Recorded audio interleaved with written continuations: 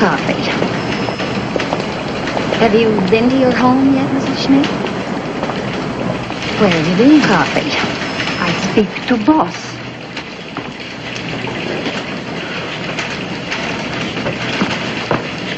Mrs. Schmidt wandered in on her own.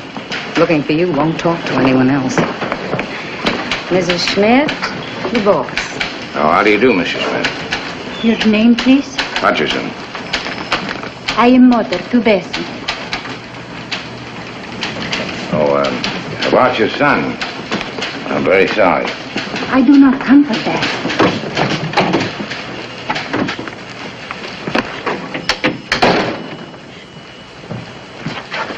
Sit down, please. Here.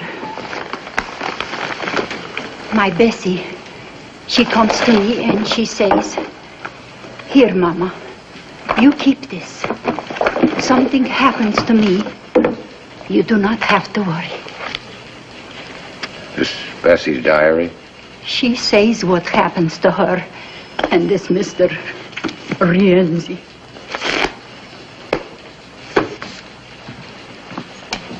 Yes, sir? Get Captain Finley over here right away. And tell Alan we're getting out the final edition, as usual. Yes, sir.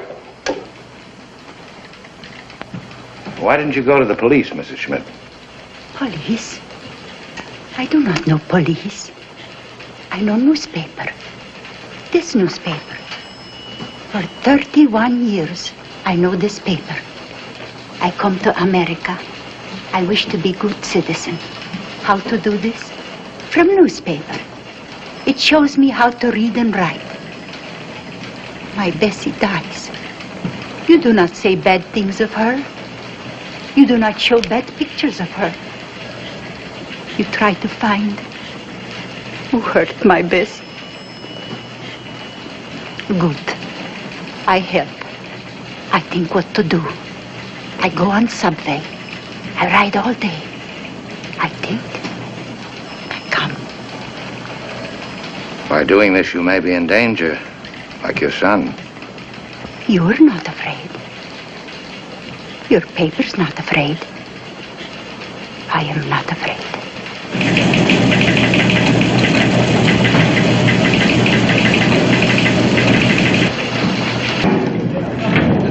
Hello, Alex. This is it, huh? Yeah, looks like the last one.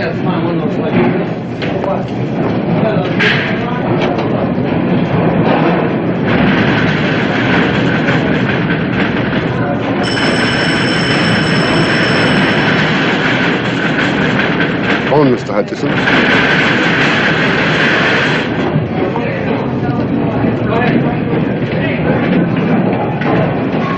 Yes? Who? Put the call through.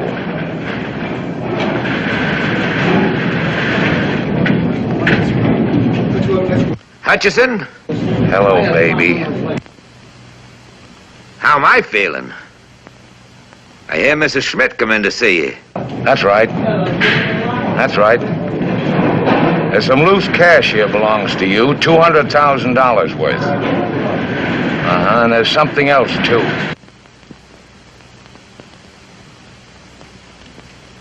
What diary? Who's gonna believe what a little tramp writes to herself? Wait a minute, don't hang up. Here's some advice for you, friend. Don't press your luck. Lay off of me. Don't print that story. What's that supposed to be? An order? If not tonight, then tomorrow. Maybe next week, maybe next year. But sooner or later, you'll catch it. Listen to me. Print that story, you're a dead man. It's not just me anymore. You'd have to stop every newspaper in the country now, and you're not big enough for that job.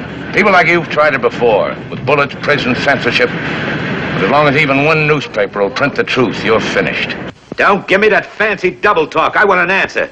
Yes or no?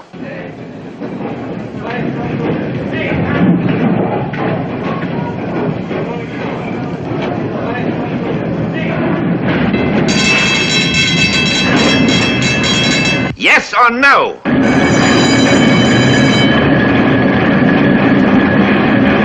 Hey! Hutchison? That noise, what's that racket? That's the press, baby. the press. And there's nothing you can do about it. Nothing.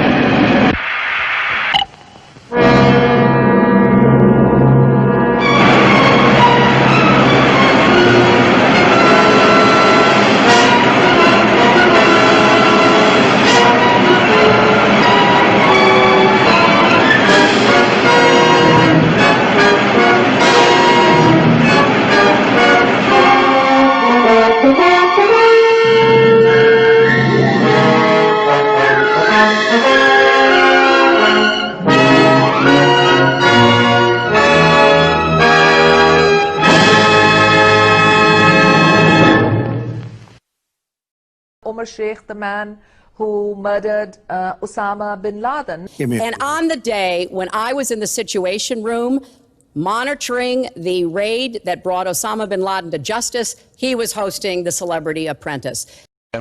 There was one report that said that you had arranged to send President Musharraf a letter to be sent in the event of your death by assassination, urging him to investigate certain individuals in his government. Is that true? Yes, it is true that I wrote to General Musharraf. I received information from General Musharraf that a friendly country had passed on to them the information that I could be attacked by a gang from the Afghan warlord Baitullah Masood, or by Hamza bin Laden, the son of Osama bin Laden, or by the Pakistani Taliban in Islamabad, or by a group in Karachi. So I sent back a letter saying that while these groups may be used, I thought it was more important to go after the people who supported them, who organized them, who could possibly be the financiers or the organizers of the finance for those groups. And I named 3 individuals who I thought were their sympathizers. Now I understand that I could be wrong and my suspicions could be misplaced. But these are the people that I suspect want to stop the restoration of democracy. They want to stop my return because they know in 1993, when Pakistan was on the brink of being declared a terrorist state, I stopped the rise of terrorism. And they know that I can do it again. So I feel that these are the forces that really want to stop not just me, but the democratic process and the will of the people from triumphing. And in terms of these 3 people that you mentioned, were they members of or associated with the government? Yes, well, one of them is a very key figure in security. He's a former military officer. He is someone that has had dealings with Jaish-e-Mohammed, one of the banned groups, with Maulana Azhar, who was in an Indian jail for decapitating 3 British tourists and 3 American tourists. And he also had dealings with Omar Sheikh, the man who murdered Osama bin Laden. Remarks of the President to the American Newspaper Publishers Association, Waldorf Astoria Hotel, New York City, April 27, 1961. Mr. Chairman, ladies and gentlemen, I appreciate very much your generous invitation to be here tonight. You bear heavy responsibilities these days, and the article I read some time ago reminded me of how particularly heavily the burdens of present-day events bear upon your profession. You may remember that in 1851, the New York Herald Tribune, under the sponsorship and publishing of Horace Greeley, employed as its London correspondent an obscure journalist by the name of Karl Marx. We are told that foreign correspondent Marx, stone broke, and with a family ill and undernourished, constantly appealed to Greeley and managing editor Charles Dana for an increase in his munificent salary of $5 per installment, a salary which he and Ingalls ungratefully labeled as the lousiest petty bourgeois cheating. But when all his financial appeals were refused, Marx looked around for other means of livelihood and fame, eventually terminating his relationship with the Tribune and devoting his talents full-time to the cause that would bequeath to the world the seeds of Leninism, Stalinism, revolution, and the Cold War. If only this capitalistic New York newspaper had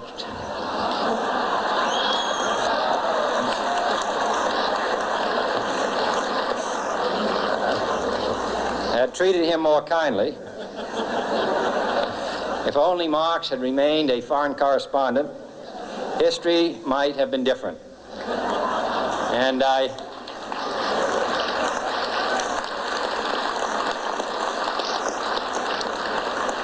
hope all publishers will bear this lesson in mind the next time they receive a poverty-stricken appeal from a small increase in the expense account from an obscure newspaper man.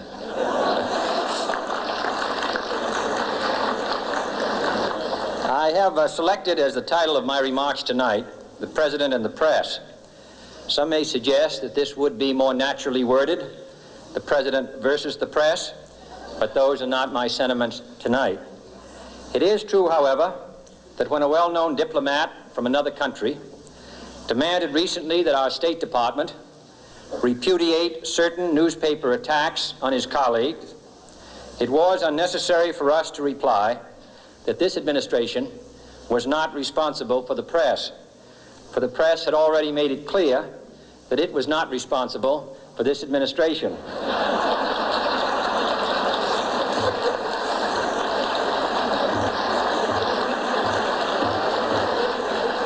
Nevertheless, my purpose here tonight is not to deliver the usual assault on the so-called one-party press. On the contrary, in recent months, I have rarely heard any complaints about political bias in the press, except from a few Republicans. Nor is it my purpose tonight to discuss or defend the televising of presidential press conferences. I think it is highly beneficial to have some 20 million Americans regularly sit in on these conferences to observe, if I may say so, the incisive, the intelligent, and the courteous qualities displayed by your Washington correspondents. Nor, finally, are these remarks intended to examine the proper degree of privacy which the press should allow to any president and his family. If, in the last few months, your White House reporters and photographers have been attending church services with regularity, that has surely done them no harm.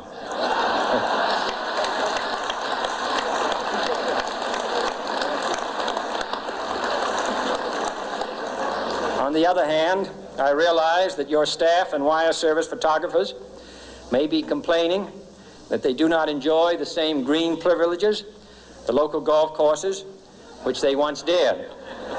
It is true that my predecessor did not object, as I do, to pictures of one's golfing skill in action, but neither, on the other hand, did he ever be a Secret Service man. My topic tonight is a more sober one, of concern to publishers as well as editors.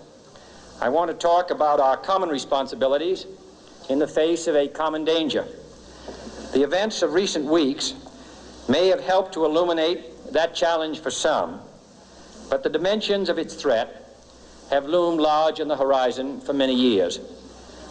Whatever our hopes may be for the future, for reducing this threat or living with it, there is no escaping either the gravity or the totality of its challenge to our survival and to our security. A challenge that confronts us in unaccustomed ways in every sphere of human activity. This deadly challenge imposes upon our society two requirements of direct concern, both to the press and to the president. Two requirements that may seem almost contradictory in tone, but which must be reconciled and fulfilled if we are to meet this national peril. I refer first to the need for far greater public information, and second, to the need for far greater official secrecy. The very word secrecy is repugnant in a free and open society, and we are, as a people, inherently and historically opposed to secret societies to secret oaths and to secret proceedings. We decided long ago that the dangers of excessive and unwarranted concealment of pertinent facts far outweighed the dangers which are cited to justify it. Even today, there is little value in opposing the threat of a closed society by imitating its arbitrary restrictions. Even today, there is little value in ensuring the survival of our nation if our traditions do not survive with it. And there is very grave danger that an announced need for increased security will be seized upon by those anxious to expand its meaning to the very limits of official censorship and concealment. That I do not intend to permit to the extent that it's in my control.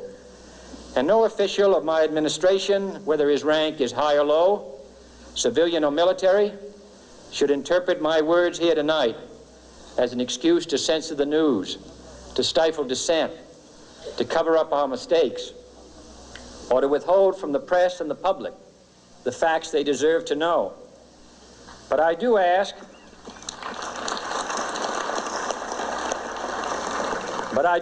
every publisher, every editor, and every newsman in the nation to re-examine his own standards and to recognize the nature of our country's peril.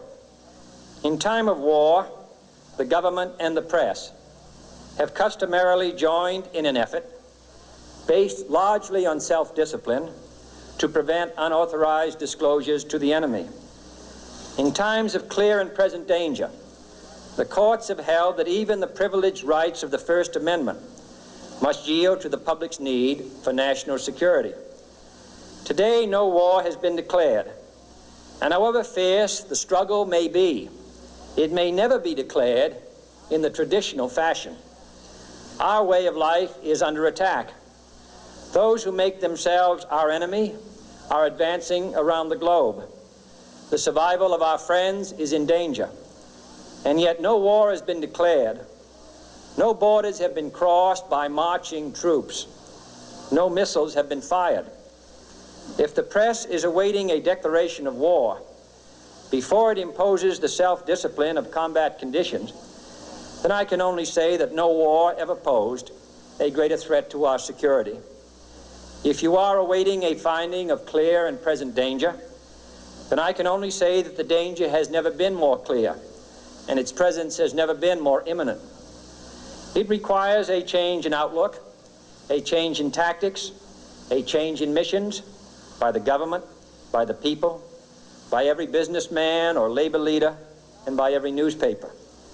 For we are opposed around the world by a monolithic and ruthless conspiracy that relies primarily on covert means for expanding its sphere of influence, on infiltration instead of invasion, on subversion instead of elections, on intimidation instead of free choice, on guerrillas by night instead of armies by day. It is a system which has conscripted vast human and material resources into the building of a tightly knit, highly efficient machine that combines military, diplomatic, intelligence, economic, scientific, and political operations. Its preparations are concealed, not published. Its mistakes are buried, not headlined. Its dissenters are silenced, not praised. No expenditure is questioned, no rumor is printed, no secret is revealed. It conducts the Cold War, in short, with a wartime discipline no democracy would ever hope or wish to match. Nevertheless, every democracy recognizes the necessary restraints of national security. And the question remains whether those restraints need to be more strictly observed if we are to oppose this kind of attack as well as outright invasion. For the facts of the matter are that this nation's foes have openly boasted of acquiring through our newspapers information they would otherwise hire agents to acquire through theft, bribery, or espionage.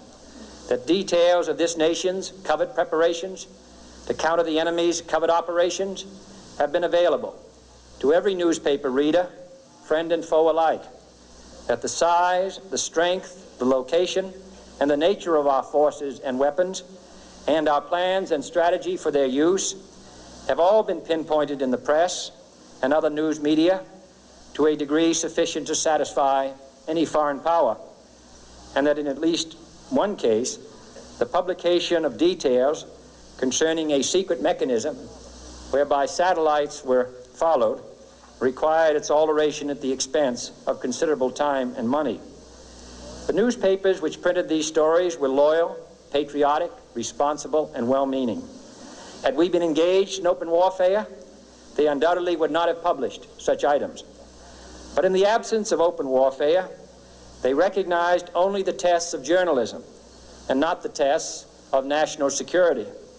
And my question tonight is whether additional tests should not now be adopted. That question is for you alone to answer. No public official should answer it for you. No governmental plan should impose its restraints against your will. But I would be failing in my duty to the nation in considering all of the responsibilities that we now bear and all of the means at hand to meet those responsibilities if I did not commend this problem to your attention and urge its thoughtful consideration. On many earlier occasions I have said, and your newspapers have constantly said, that these are times that appeal to every citizen's sense of sacrifice and self-discipline. They call out to every citizen to weigh his rights and comforts against his obligations to the common good. I cannot now believe that those citizens who serve in the newspaper business consider themselves exempt from that appeal. I have no intention of establishing a new Office of War Information to govern the flow of news. I am not suggesting any new forms of censorship or new types of security classifications. I have no easy answer to the dilemma that I have posed and would not seek to impose it if I had one. But I am asking the members of the newspaper profession and the industry in this country to re-examine their own responsibilities, to consider the degree and the nature of the present danger, and to heed the duty of self-restraint, which that danger imposes upon us all. Every newspaper now asks itself, with respect to every story, is it news? All I suggest is that you add the question, is it in the interest of national security? And I hope that every group in America, unions and businessmen and public officials at every level, will ask the same question of their endeavors and subject their actions to this same exacting test. And should the press of America consider and recommend the voluntary assumption of specific new steps or machinery, I can assure you that we will cooperate wholeheartedly with those recommendations. Perhaps there will be no recommendations. Perhaps there is no answer to the dilemma faced by a free and open society in a cold and secret war. In times of peace, any discussion of this subject and any action that results are both painful and without precedent. But this is a time of peace and peril which knows no precedent in history. It is the unprecedented nature of this challenge that also gives rise to your second obligation, an obligation which I share. And that is our obligation to inform and alert the American people, to make certain that they possess all the facts that they need and understand them as well, the perils, the prospects, the purposes of our program, and the choices that we face. No president should fear public scrutiny of his program, for from that scrutiny comes understanding, and from that understanding comes support or opposition, and both are necessary. I am not asking your newspapers to support an administration, but I am asking your help in the tremendous task of informing and alerting the American people. For I have complete confidence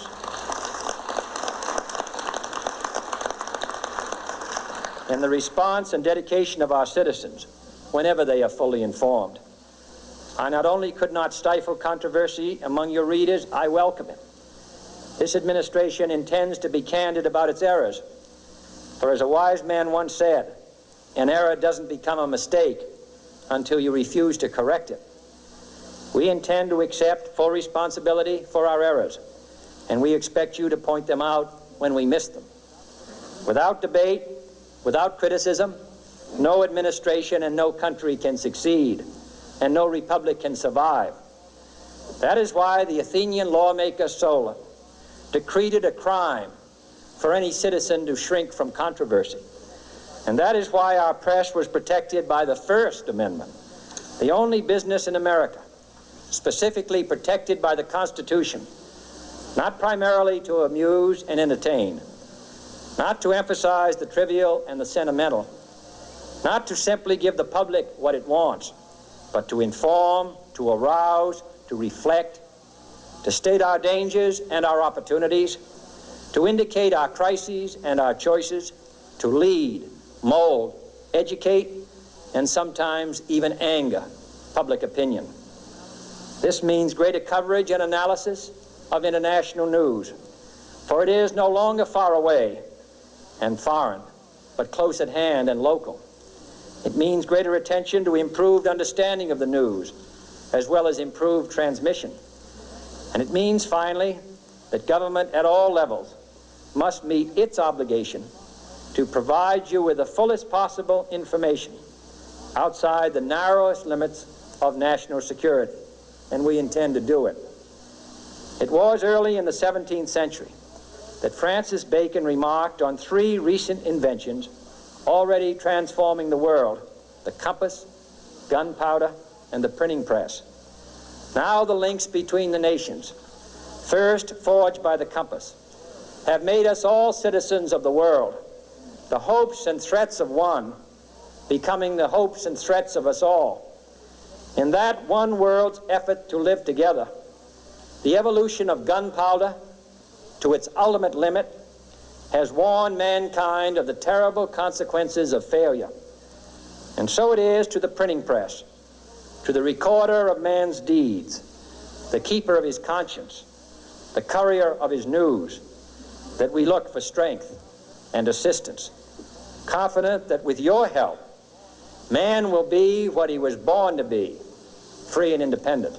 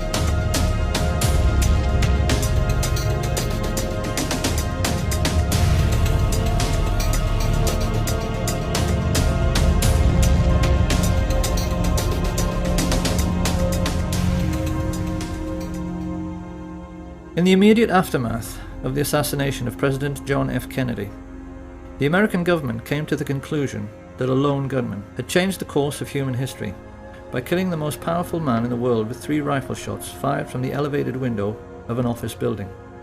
And for half a century, they have stuck rigidly to this fabrication, while critics, scientists, playwrights and poets have produced books and essays and films to prove beyond any shadow of a doubt that this version of our Western history is a physical impossibility.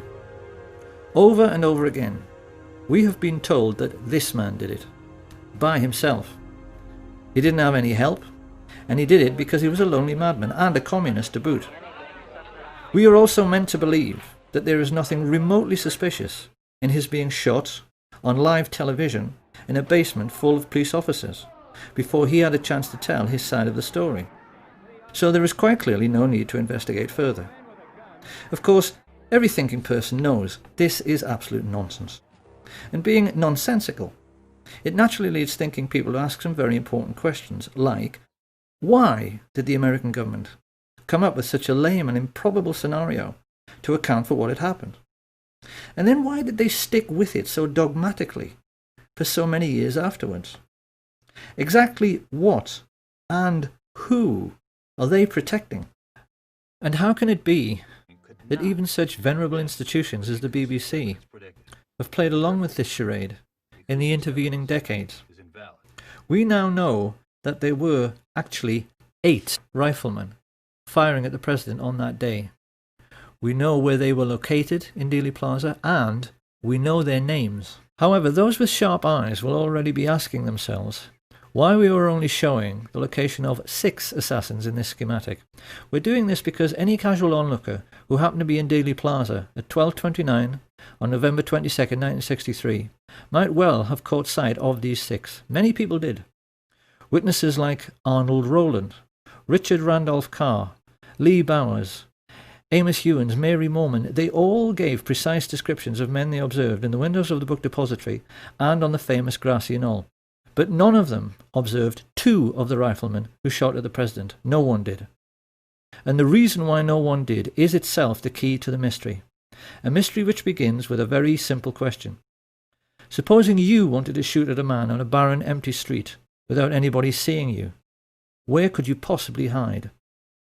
However, the riflemen who took part in the assassination were not as important to an understanding of what the Kennedy assassination was really all about as were a group of 20 men who had gathered together the night before at the home of Dallas oil millionaire Clint Murchison.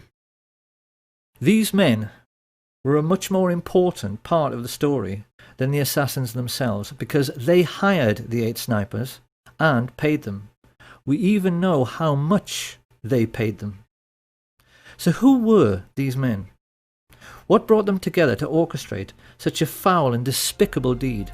Why did they, and more importantly those who came after them, cover up the crime with such ruthless brutality for so long afterwards? And how can it be that these men and what they stood for has left an indelible legacy which still influences our daily lives right up to the present day?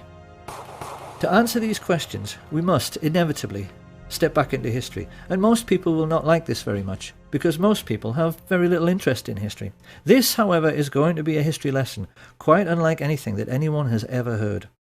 It certainly will be nothing like what we are taught in school, and yet it begins with a name which most people have heard, but probably won't be able to place. The name of E.H. Harriman. Who was E.H. Harriman? Dynamite's ready, Butch. Mr. E.H. Harriman himself, he had the confidence of... Open the door or that's it! You think E.H. Harriman would get himself killed for you? Woodcock? I worked for Mr. E.H. Harriman on the Union Pacific Railroad, and he entrusted me. I'm sure Americans in particular will be amused to learn that Edward Henry Harriman was actually a real historical figure. This man was one of America's first industrial giants, and like the Rockefellers in oil and the Carnegies in steel, he got his start by borrowing money from the Rothschilds, of whom we'll hear more later, to create a monopoly for his own business, which was railroads. He was the 19th century railroad king. It was a monopoly which wouldn't be allowed today, and it helped in turn to create the Rockefeller oil monopoly. And this gave America's first industrial giants colossal power. These were the first people in human history, we mustn't forget, whose businesses were worth more than most countries. People whose fortunes dwarfed anything that the Caesars or the Tudors or the Medici ever dreamed of. So, being greedy, they used this power to engage in price fixing. Naturally, they formed a cartel. Their attitude was that they could charge whatever they liked for steel and oil and transporting goods on the railways. They knew that all American business was dependent on them, and they'd made sure there was no competition. So they could ignore market forces and charge pretty much whatever they liked. Now this naturally caused resentment, and it's very interesting that the press at that time started calling these first Illuminati bankers and industrialists robber barons. Of course, once these fortunes began to be made, others naturally tried to get in on the act. One who succeeded was J.P. Morgan, who became a private banker during this period. But modern critics have discovered that far from being the richest man in America everyone thought he was, it turned out upon his death that Morgan actually only owned 17% of Morgan Bank, and that like so many others he was simply a front for the Rothschild family. 5 years after E.H. Harriman died and handed on the business to his sons, W. Averill Harriman and E. Rowland Harriman, this new breed of Western business moguls faced their first really big test with the coming of World War I. Once again, we must never forget that this was the first time in human history that a truly global conflict had been fought. It was sure to have long-lasting international repercussions, and many observers at the time had their doubts as to whether Western industrial capitalism, which was still in its infancy, could cope with the demands of war production. In the world economic recession which followed, many feared these fledgling industries might vanish altogether as countries struggled with debt and war reparations. But actually, Western capitalism emerged from World War I in a far stronger state than it was in at the beginning. So how could this be? The First World War taught the new class of international bankers and industrialists a very simple lesson. War is good for business. Take, for instance, Remington. We tend to associate their name with typewriters, but actually they made most of the rifles and handguns used during the Great War, and made a colossal fortune in the process. The banks, in their turn, lapped this up because it meant that defence contractors were having no trouble repaying the huge loans they had outstanding, and, best of all, the world's richest nations had had to borrow huge sums from the merchant bankers in the first place to finance the war, the Americans and the British just as much as the Germans. And they would now be repaying these loans to the banks for decades to come at a steep rate of interest. For international merchant bankers, the Rothschilds in particular, the First World War had been a gift from heaven. And people watching this should ask themselves a simple question before passing judgment. Supposing you were in business during that war, and the contract you had with the government to supply the troops with tin hats, or boots, or uniforms, or gunpowder was netting you millions every year in profit. And then one day the war ended, and your money stopped completely. What do you think your attitude to war might be? That war was good for business was not the only lesson the ruling classes learned during this period. The Russian Revolution of 1917 terrified rich people all over the world. Watching Lenin and Trotsky taking over such a vast area of the globe, the kings and queens of Europe's tiny sovereign states in particular became extremely nervous. The question on all their minds was, supposing the communist success in Russia should inspire their own working class to rise in revolt. Many of the crowned heads of Europe, like England's George V, had been related to Tsar Nicholas, and the brutal execution of the Tsar and his family, particularly the bayoneting of his young daughters, sent a shockwave through the upper classes of every nation. Did a similar fate lie in store for the royal families of Holland, Sweden, Spain and England? This question was lying heavily on the thoughts of the elite when the First World War ended in 1918, and it had the effect of focusing the minds of the new Illuminati bankers and industrialists on the question of what to do for best with a defeated and dilapidated Germany. The population were poor, penniless and worn out, yet the German economy still contained some of the most sophisticated and expensive industrial stock on the planet. The Illuminati sensed an opportunity. Supposing, as the world's first international businessmen, they could get their hands on Germany's steel mills, her coal mines, her factories, ports, and her shipbuilding industry. Over the years, certain names have become very familiar to those who maintain an interest in the Kennedy assassination. None more so than Allen Dulles, whom Kennedy fired after the Bay of Pigs disaster, and yet later he somehow managed to chair the Warren Commission, which was supposed to be investigating Kennedy's death. Something few people know, however, is that Dulles and his older brother John Foster Dulles wrote the Treaty of Versailles.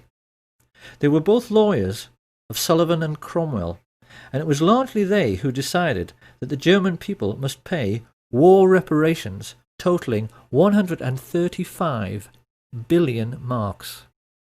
A mind-boggling sum at that time, which today translates into 250 trillion.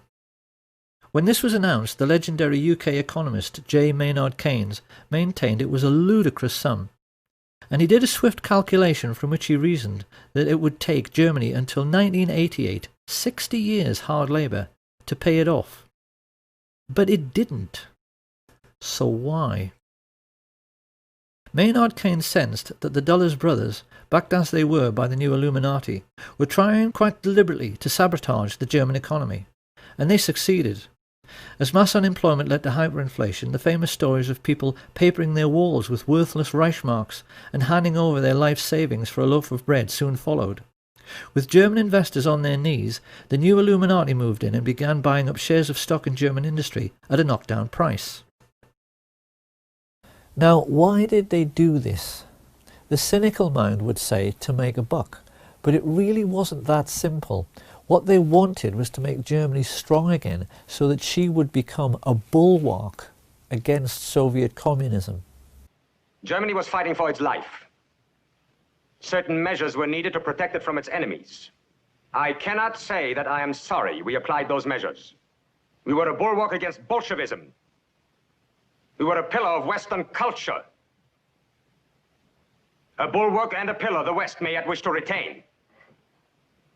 It was around this time that the newspapers, which these same rich people owned, made sure the word Bolshi, a truncation of Bolshevik, entered the English language, so that we would associate Bolshevism with aggression. And it was with these subtle and not so subtle methods that the international elite began to shape our destiny for the remainder of the 20th century. The intellectuals of the period were furious. They were incensed, they were depressed, and you get a very good feeling of the political atmosphere of the time from the diaries of the Labour politician Harold Nicolson, when he writes, "We have lost our willpower since our willpower is divided. The people of the governing class think only of their own fortunes, which means hatred of the Reds. Our class interests cut across our national interests, and I go to bed in gloom." With such heavy investment coming into the country, particularly from America and Britain, Germany began to recover very rapidly. And then the new class of international financiers began searching around for a homegrown, authoritarian political movement they could support. What they needed was someone they could count on to be both aggressive and expansionist. Ultra-right-wing causes, which at normal times would have been ignored and marginalised, were suddenly given very careful consideration, until finally the rich elite found a man and an idea which they felt might deliver the political outcome they desired. Adolf Hitler and his fledgling National Socialist Party. At the same time that the world's rich elite began grooming Hitler for his starring role, they also became even more deeply involved in military intelligence. I say even more because the Dulles brothers, Averell Harriman, and the chief of Remington, Samuel Bush, a man referred to as the original Merchant of Death, had a relationship with American military intelligence stretching back into World War I.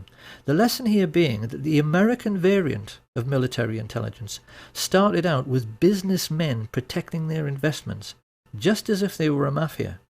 Right from the very beginning, it had nothing to do with national security and everything to do with money.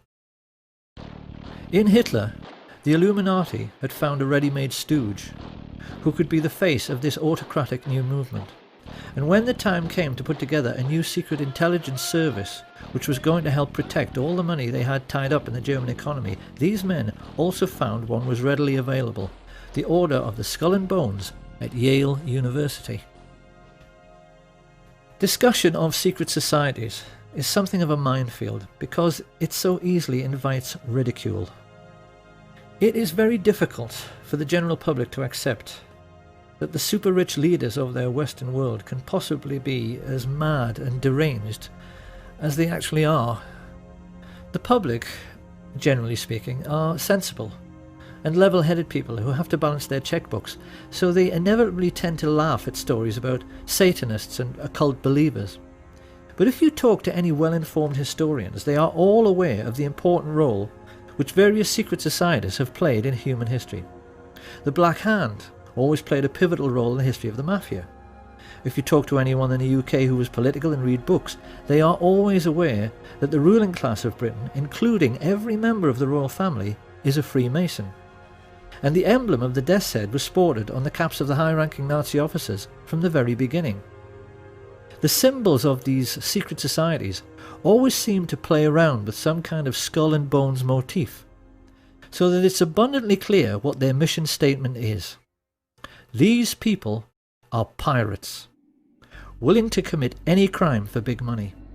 And they first became established in America at Yale University in 1833 with General William Huntington Russell and Alphonso Taft. Of course, being a secret society, they made other people curious about them, and in 1867 some undergraduates from a rival campus society broke into their headquarters to see what this skull and bones thing was all about. They reported that inside there were lots of lamps and candles, many dilapidated human skulls lying next to a fool's cap and bells, and it was morbidly dark because the walls were covered in black velvet. Having established a suitably satanic atmosphere, initiation rites were then performed on new members, who had to engage in group masturbation and sodomy while they lay in a coffin. Now, it's very easy to dismiss all of this as bizarre, silly and irrelevant until you see the list of Skull and Bones members who have ruled America since Skull and Bones began. Although they only graduate 15 initiates a year, those 15 have always gone on to occupy the very highest positions in American society. US Secretary of State William Max Evarts was a bonesman, as was Treasury Secretary Franklin McVeigh, Chief Justice Simeon Eben Baldwin, and the 27th President of the United States, William Howard Taft.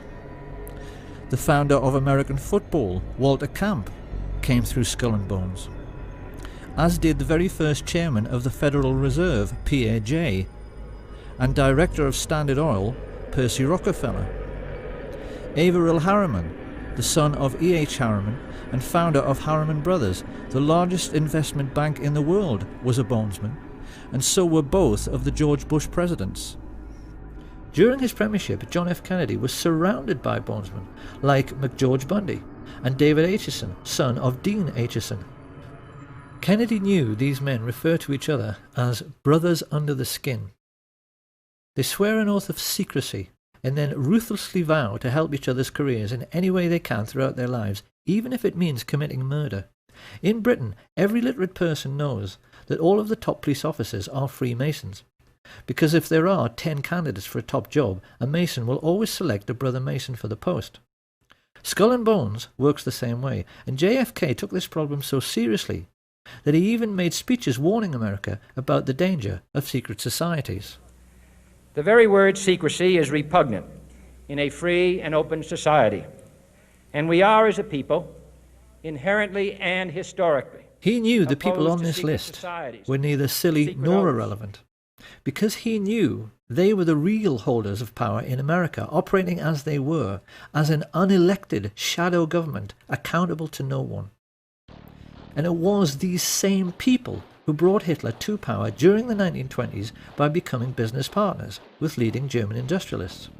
The reality of the situation prevailing at that time can be very easily understood simply by looking at the cover of Fritz Thiesen's book, I Paid Hitler, on which he is depicted as a puppet master controlling Hitler's strings. Thiesen was a billionaire industrialist. He was the man who built the Bismarck. His company, United Steelworks, made 3/4 of all Germany's steel, and he joined together with Skull and Bones members Prescott Bush and George Herbert Walker to financially assist the Nazi Party. Together they recruited head of the German central bank Hjalmar Schacht to the fascist cause, and then combined with other leading industrialists to sign the letter which convinced Hindenburg to appoint Hitler as Chancellor on the 20th of February 1933. Had anyone inquired around this time about the postal address of the Nazi Party, they could legitimately have been told that it was 39 Broadway, Manhattan, New York, because this was where Averell Harriman, Prescott Bush and George Herbert Walker kept their office. And being no fool, Fritz Thyssen used their banking services to set up secret cash funds funneled through another bank in Rotterdam, the Bank voor Handel en Scheepvaart, to finance the building of the first official Nazi Party headquarters, the Brown House. This was all done with the full cooperation of the Dutch bankers, who orchestrated this entire sinister business with the assistance of the Thyssen family lawyer, Allen Dulles. Of course, the Germans themselves were ecstatic. We've all seen the newsreels from that time in which they are stomping around in their jackboots, acting like a master race, because they had swallowed the propaganda that they were being led to glory by a superman who had rebuilt the economy and Germany's infrastructure all by himself. This was a lie. Hitler didn't have any money. You can only build autobahns with one thing: capital investment, and that investment came mainly from America. The Nazis were also given a lot of help from the City of London, help which came mainly in the shape of Sir Montague Collett Norman, Governor of the Bank of England. Norman was connected to Bush and Walker through the merger of Harriman's with the Brown brothers, who traded in London as Brown Shipley, hence Brown Brothers Harriman. The people behind this multinational investment bank had a long-standing racial tradition. Few British people at the time were aware that they only enjoyed relatively cheap clothing because it was all made from slave cotton brought from America on the Brown Brothers ships and sold to British mill owners. Montague Norman was heir to this colossal Brown Brothers fortune. As the de facto head of world banking, he made no secret of his only being interested in the richest 1% of people. And even as the newspapers began to fill with stories of Nazi concentration camps, he still declared himself to be Hitler's most avid supporter. "We must lend Nazi Germany 90 million marks," he declared. "It may never be repaid, but it will be less of a loss than the fall of Nazism." One might have thought Sir Montague's close personal friends, the royal family, would have been outraged by his comments. Nothing could be further from the truth. It is part of the remit of this film to try and make people aware of the tricks the rich play in order to control how we think. George Orwell once said that the ruling class in every age have tried to impose a false view of the world upon their followers. And there's no better example than the way in which the British have been duped into believing that their royal family are called Windsor and descend from English kings like Henry VIII. The British royal family are, actually, German, and their real name is Saxe-Coburg-Gotha. They only changed it to Windsor after Windsor Castle in 1917 to hide the fact that they were German during the First World War. Prince Harry, in honour of his German roots, has been known to dress as a Nazi on several occasions. Dozens of critics have pointed out that the Duke of Edinburgh's brother was the head of the Nazi SS. And King Edward VIII, before he abdicated to marry the American divorcee Wallis Simpson, visited Hitler to make it abundantly clear to the whole world that he too was a Nazi. He even signed his name Herzog von Windsor. Thinking people during this period realised that this whole thing with kissing up to the Führer somehow transcended national boundaries. The rich people from the most diverse countries had bonded together because they all shared a common goal. The kings and the queens and the international bankers and industrialists wanted to make certain communism could never succeed.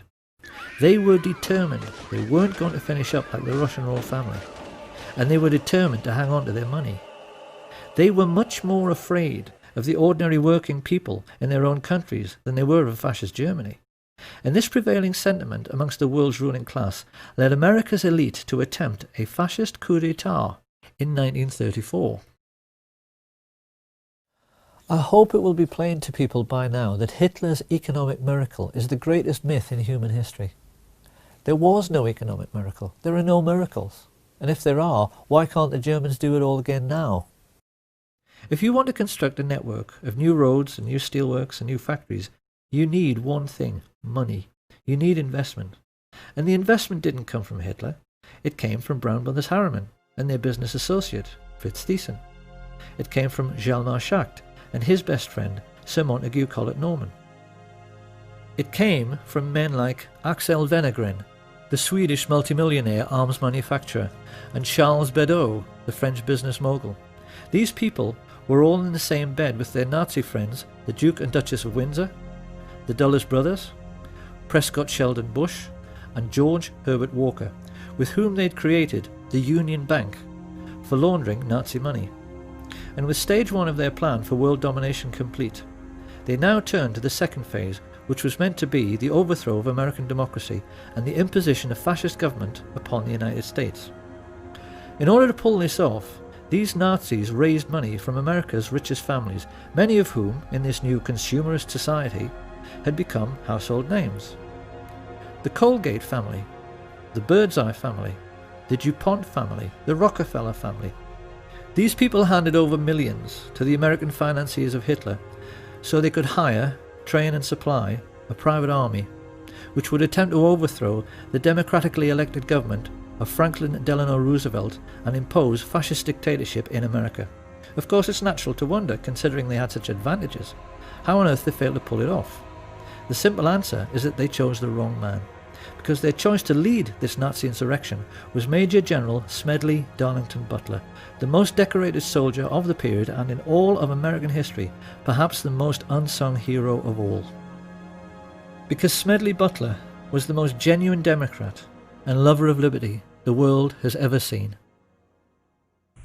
I appeared before the Congressional Committee, the highest representation of the American people, under subpoena to tell what I knew of activities which I believe might lead to an attempt to set up a fascist dictatorship.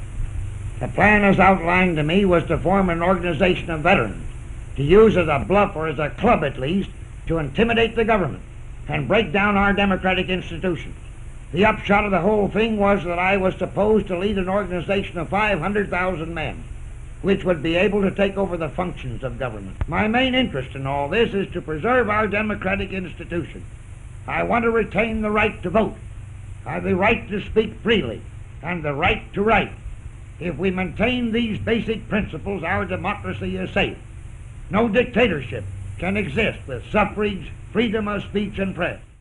Smedley Butler tricked the plotters into thinking he was interested for just long enough until he was sure who all the major players were, and then he told the president. This put FDR in a quite impossible position. America at that time was just coming out of the Great Depression.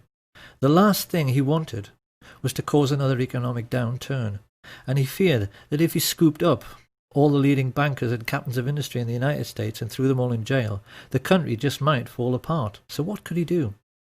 To Smedley Butler's utter incredulity, he chose, in the end, to do nothing. In spite of the fact that these men had committed treason and should have been hanged, their power was such that they were not even charged, let alone tried. And so great was their influence, they were able to keep America out of the war until December the 7th, 1941.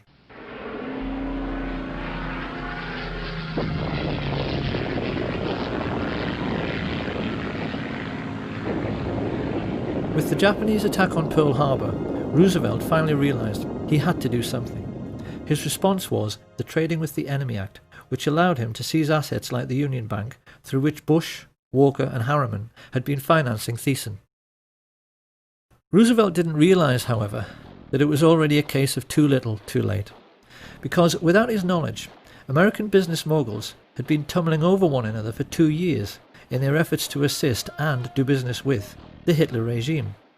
Typical of this American spirit of enterprise was Sosthenes Ben, the president of AT&T, who flew immediately to Berlin when war was declared to put in Hitler's phone lines. He gave the Nazis the most high-tech, state-of-the-art telecommunications system in the world at that time, so that Hitler could rule the European mainland with the maximum efficiency. Rich men have been hiring thugs to do their dirty work, especially to frighten people, since human civilization began. What people have to try to appreciate is that Nazism, in reality, was simply the first time in human history that the rich had enough wealth to hire an entire country of thugs to do their dirty work.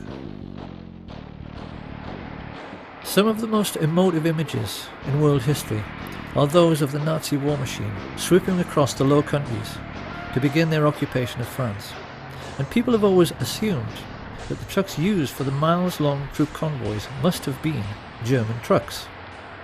But if anyone at that time had taken the trouble to lift up the cowling and look at the engine, they would have found these were actually Ford trucks, which had been built with personal permission from Henry Ford, who was sitting in his office 4,000 miles away in Dearborn, Michigan, a service for which he was given the Grand Cross of the Eagle, the highest honor the Nazis ever bestowed on a civilian.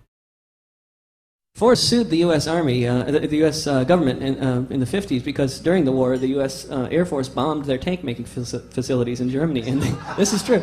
And what was it, like 52 or something? They sued the U.S. government for destroying their factories, and they won. They won the lawsuit. So I had to write a little song for Henry here.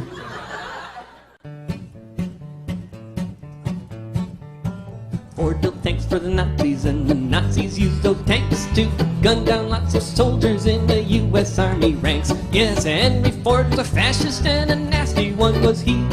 He built tanks for anyone for the proper fee. Hitler so admired Henry Ford, he kept a life-size portrait of him on the wall next to his desk, and even his legendary Panzer tanks were tainted by these sorts of practices, because they were made by I.G. Farben, who had entered into a cartel with the Rockefellers' Standard Oil. The government in Washington knew all about this, and largely did nothing. Licensing arrangements for trading with the enemy in wartime were issued without any fuss, even to the extent that after the occupation of France, the Chase and Morgan banks in Paris simply carried on doing business as usual. The incredible truth, which the rich elite have managed to hide from the world for 70 years through their control over school books and our education system, is that the Nazi war machine was actually an American business. And for the Rockefellers, DuPonts, Harrimans, Walkers and Bushes in particular, it was a highly lucrative business. For their part, Coca-Cola's contribution to the war effort was to sell billions of soft drinks to the thirsty Nazis, while they were strafing and bombing Allied soldiers, particularly in very hot regions. In the desert, where refrigerators tend to be scarce, there were even stories of Messerschmitt pilots wrapping wet towels around bottles of Coke, tying them to their aircraft, then flying up to altitude, where the cold and the wind chill turned the wet towel into a solid block of ice. They would then dive down, crack open the towel, and enjoy an ice-cold Coke in the desert.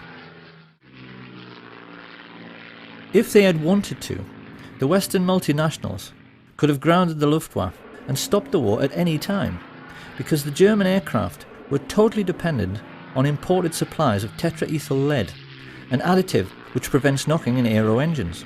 But Standard Oil kept the supply of this vital resource going through neutral Switzerland for the entire war. And any Dutch people who might be wondering at this point what kind of percentage the Swiss took from this little arrangement, they need to be aware that thanks to Prince Bernhard von Lippe of the Netherlands, the father of the recently retired Queen Beatrix and prominent member of the Nazi Party, Royal Dutch Shell gave Hitler millions of tons of crude oil for nothing.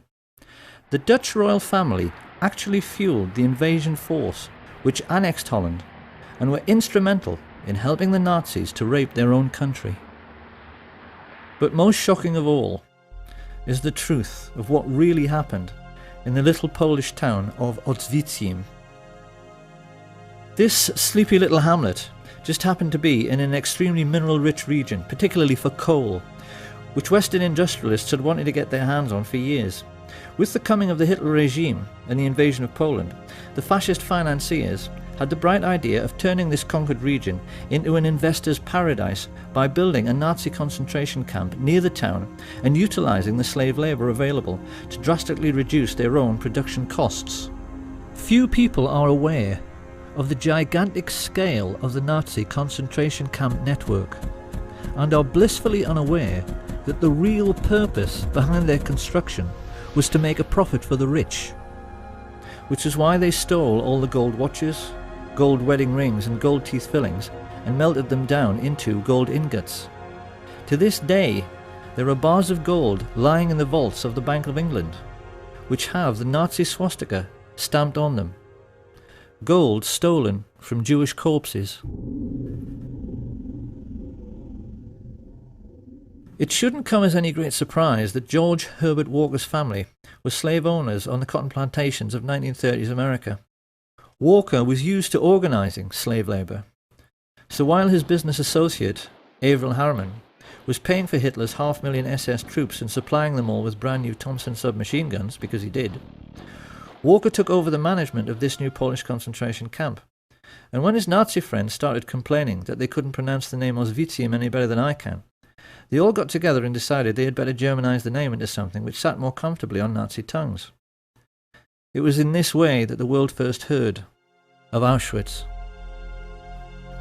Because the truth about Auschwitz and the entire Nazi war machine is that they were essentially no different to McDonald's.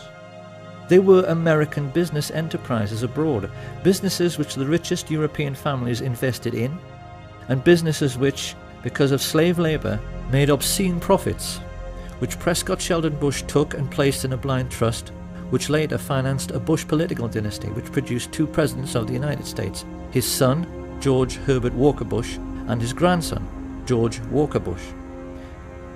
This picture of the railway leading into Auschwitz has, since World War II, become the iconic image of the Holocaust. To us it now represents something like the gate to hell. But how differently, one wonders, would we have looked at this image all of our lives if we had always known that this railway line was an American railway line laid by the Harriman brothers on behalf of Uncle Sam. The Standard Oil IG Farben cartel even made the Zyklon B gas for the Jewish Holocaust. Now, anyone who at this point is thinking that all this simply cannot be true, because if it was, someone would have sued, well, someone did. This information came into the public domain because of a Dutch intelligence agent who was so disgusted when he found all of this out, he leaked it to the press, as a result of which two very senior Jewish gentlemen, Kurt Julius Goldstein and Peter Gingold, filed suit against the American government. Of course, the more discriminating among us will now be asking how it can be that this story went completely unreported in the mainstream media. One might just as well ask why the Times in London was writing favourable stories about the Nazi concentration camps throughout the 1930s, and why Lord Rothermere was still referring to Hitler as a great gentleman as late as 1940. You really would think by now that people would have realised that it isn't so much the bias in the media which really matters, it's the things they know about, but never tell you, that really matter. Because the truth is that the press knew exactly what was going on in the concentration camps all through the war. They never said a word about it, because they knew who was making money from the slave labour. Now, it's very easy to imagine what the response of a conservative politician, American or British, would be to all of this. If all of this is true, he's bound to ask why nobody said a word about American industrialists building Hitler's war machine at the Nuremberg trials. How come it never got mentioned?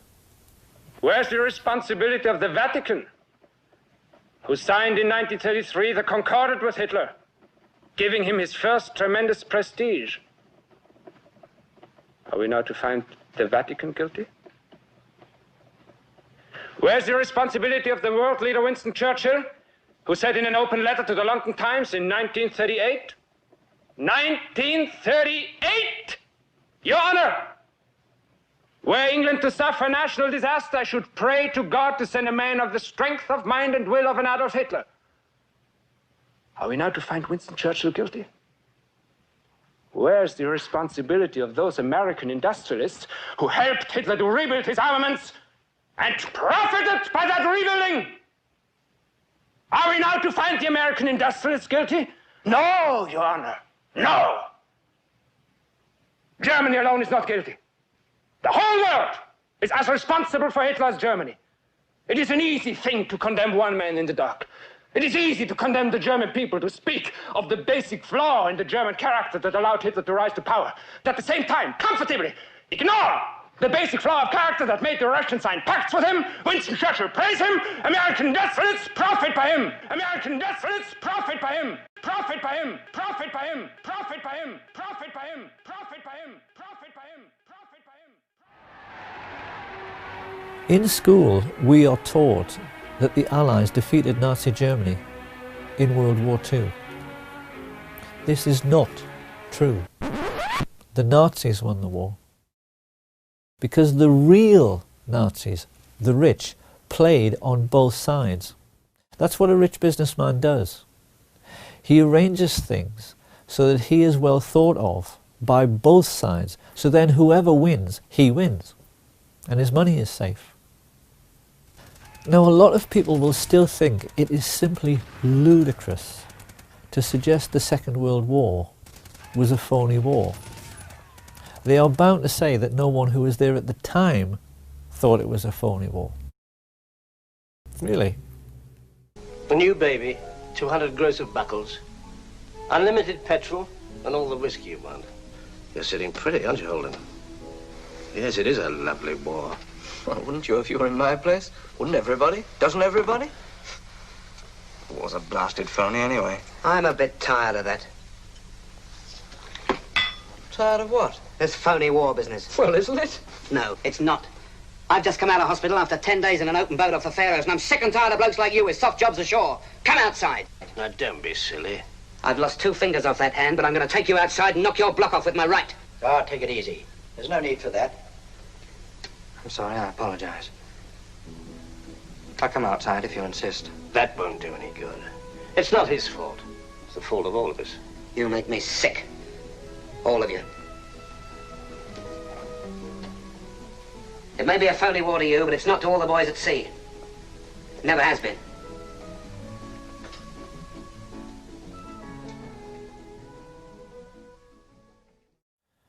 Now, obviously, the British and the Dutch in particular will have a very hard time accepting that their royal family profited from Nazi concentration camp slave labour. But if you go online, there is so much about this on the internet now. It's become plain that historians are more and more proving that those days were really all about the Western world's rich coming together to fund a Nazi war machine which was meant to protect them from the Soviets. The Duke of Edinburgh practically admitted this when he said, "In those days we were anti-communist because the Russians killed half my bloody family." And when this cabal of secret Nazis got together to discuss how they were going to pay for this Nazi war machine, because rich people never accept a loss, they hired a psychopath, Hitler, who they knew would go along with their building concentration camps so that slave labour would pay for all the planes and the tanks and the guns. And you can see in the more intelligent movies from that period, like Hitchcock's Saboteur, that the artists and writers of that time knew the rich were fascist and completely understood what they were really up to. Why is it that you sneer every time you refer to this country? You've done pretty well here. I don't get it. No, you wouldn't. You're one of the ardent believers, a good American. Oh, there are millions like you. People that plod along without asking questions. I hate to use the word stupid, but it seems to be the only one that applies. The great masses, the moron millions. Well, there are a few of us who are unwilling to just troop along. A few of us who are clever enough to see that there's much more to be done than just live small, complacent lives. A few of us in America who desire a more profitable type of government. When you think about it, Mr. Kane, the competence of totalitarian nations is much higher than ours. They get things done. Yeah, they get things done. They bomb cities, sink ships, torture and murder so you and your friends can eat off of gold plate. It's a great philosophy. I neither intend to be bombed nor sunk, Mr. Kane. That's why I'm leaving now. And if things don't go right for you, if we should win, then I'll come back. Perhaps I can get what I want then. Power. Yes. I want that as much as you want your comfort or your job or that girl. We all have different tastes, as you can see. Only I'm willing to back my tastes with the necessary force.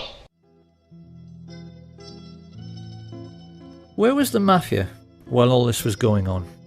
Well, a great deal which historians have learned recently, especially from sources like Double Cross, the book written by Sam Giancana's brother, has made it clear that the mafia was much the same as the so-called German economic miracle and the American finance Nazi war machine in concentration camps. The mob in reality was a very different animal from the one portrayed by the movies and the media. American feature films have tended to focus on the exploits of gangsters like Richard Kane, the famous crime-busting Chicago cop who was planted in the police force to be a spy for Giancana, and hoods like Charles Nicoletti and Milwaukee Phil Aldericio, two of his favourite hitmen, who built their own hitmobile so they could shoot people from the back of a moving car. Amongst many other atrocities this pair committed was one in which they forced the head of Billy McCarthy into a vice and squeezed until his eyeball popped out, an incident which a certain American film director felt was so entertaining he included it in one of his movies.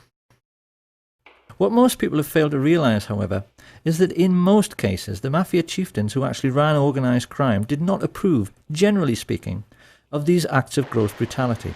Not that they gave a damn about morals, but the cleverest amongst them, like Paul the waiter Rica, realised that sensationalised events like the St. Valentine's Day massacre produced public outrage and a crackdown on their illegal activities.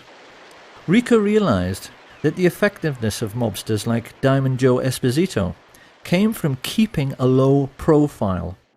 And it was the mafia bosses who learned this lesson best, Santos Trafficante and Sam Giancana in particular, who in later years became the most successful. Even today, few Americans appreciate the extent to which their country was being controlled by organised crime in the 1930s.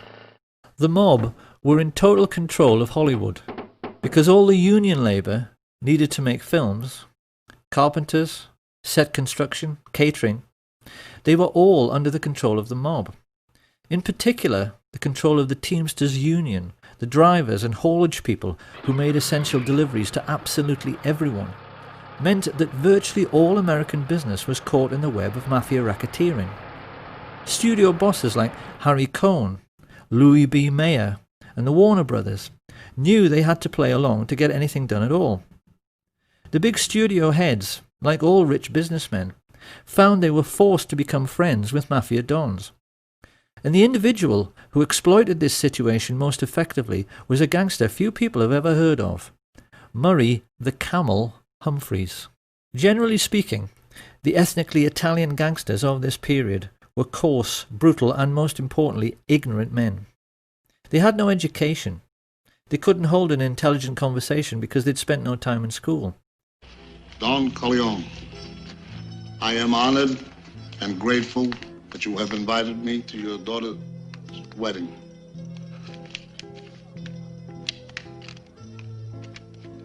On the day of your daughter's wedding. This made doing business with refined and sophisticated entrepreneurs difficult, not to say embarrassing. And Sam Giancana was quick to spot this. So whenever a business deal needed to be made by someone with style and sophistication, he would send along his silver-tongued Welshman, Murray the Camel, so called because he was known for being sartorial and for cutting a dash in expensive camel hair coats.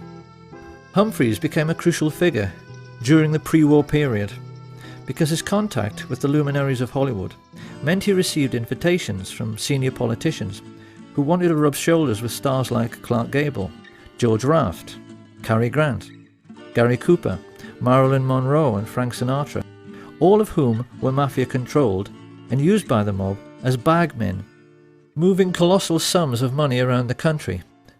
because Giancana cynically realized the authorities were too starstruck to ever check their luggage. He even used a priest for the same purpose, who he referred to as Father Cash. And just as the priest was happy to take his percentage, so the politicians, who Giancana always maintained were the easiest to corrupt, were happy to do the same. In Esposito's time, he had boasted of buying votes for Calvin Coolidge. By the time of World War II, Sam Giancana was boasting to his younger brother, "We own the White House." He was adamant that every state governor, congressman and senior judge in the country was on the take, and the mob's most spectacular success, as they sought control over all the big players, was their corrupting of FBI Director J. Edgar Hoover. It's become fairly widely known in recent years that Hoover was a transvestite homosexual. What is less well known is the elaborate scheme he dreamed up for accepting mafia bribes. What he used to do was to go to the $2 window at the racetrack, where he was photographed many times by the press to give himself a clean, upstanding image. What the pressmen didn't know was that he always took along a crooked emissary who placed huge bets, which ran into the thousands, at another window on races which were fixed by the mob boss Frank Costello. By keeping Hoover supplied with millions in winnings and holding on to compromising photographs of the FBI chief having sex with his lover, Clyde Tolson, which several CIA agents claim they've seen, the mafia had American law enforcement entirely under their control. So the question then is, what do you do with that kind of power? The answer is that when you're the American mafia, you routinely wipe out what they call do-gooders. This is how organized crime has influenced American society for nearly a century. If a decent man becomes a rising star in politics and looks as if he might try to make a better life for ordinary people, they simply kill him as a matter of routine. And in the book they wrote together, Chuck and Sam Giancana Jr. are at pains to point out that a classic early case of this practice was the assassination of Anton Schermak. Schermak was a Democratic politician who had tried to crack down on Al Capone's bootlegging operations. Many felt he would go on to become a great president himself, until he was shot while on stage with FDR by Giuseppe Zangara. After the murder, Zangara claimed it was a political act, and he ought to be entitled to clemency because he simply hated all rich people. But this was actually what he'd simply been told to say by the mob, who were using him as a fall guy. When he went to the electric chair, Sam Giancana turned to his brother and expressed his pleasure at how nice and neat the whole affair had been. And he further explained that choosing a patsy to wipe out a politician who was a do-gooder was something the Italian mafia had been doing forever. It was a practice as old as the Sicilian hills, and he was amazed at how the mafia kept getting away with it, because you really would think people would catch on. This was 1935. You have a decent chief executive murdered in broad daylight, shot by a patsy, who was later killed himself by the authorities. Does this sound familiar? However, even in Schermak's time, the mob could not be said to be in complete control of American life, because while they controlled the streets through their influence over politics and the justice system, they were not yet in control of the United States military or its mainstream media. Tragically, this all started to change with a series of events which began with the scuttling of the SS Normandy by a Manhattan-based Nazi agent. This was February the 9th, 1942. And having just joined the war, the United States was trying to keep its allies supplied with vital war material, using convoys which were loaded on the waterfront and sailed almost every day out of New York Harbor. As everyone knows, many fell prey to the wolf packs of German U-boats, and the Normandy had been designed for much greater speed specifically so that she could outrun them. When she fell to sabotage, it was a colossal blow to the Allied war effort, and in response, a naval intelligence officer, Anthony Marslow, decided to enlist the help of the New York Mafia because he knew they were in control of all commercial activity on the docks. The subterfuge by foreign intelligence agents ceased, but the price America paid was calamitous, because getting the Mafia's help meant getting permission from the boss of bosses, Lucky Lucanio. It is one of history's great ironies that the United States government went crawling to the mafia for help at a moment when the mob themselves had just been severely weakened and could have been crushed altogether by an administration with enough political will. The notorious Lucanio had just started a 40-year prison sentence in Great Meadow Penitentiary, and most of his Sicilian gangsters back home were already behind bars, having been caught up in Mussolini's mafia purge. Being himself Italian, Mussolini knew there was only one way to deal with the mafia, and when he came to power, he ordered his iron prefect, Cesare More, to simply lock up all the mafia families in Sicily, which wasn't exactly difficult because everybody knew who they were. Of course, after the Allied invasion of Sicily, Marsala then compounded his error by choosing Sicilian Americans like New York Mayor Charles Paletti and OSS officer Joseph Russo, whose father was born in Corleone, to head AMGOT, the Allied military government, whose job it was to restore community cohesion on the island. And of course, their way of doing this was not only to let all the mafiosi out of jail, they even made known mob bosses like Genco Russo and Don Calogero Vizzini into the heads of local government and gave them full civilian and military power over the island. So this was the accident of history through which the mafia began its relationship with American military intelligence. It was a catastrophe for Italy, which has been ruled over by organised crime ever since. It was a catastrophe for Sicily, which suffered a brutal murder every 3 days in the post-war period, and it was a catastrophe for America, which saw many once vibrant communities, particularly in New Jersey, have the heart ripped out of them by mafia extortion and drug dealing.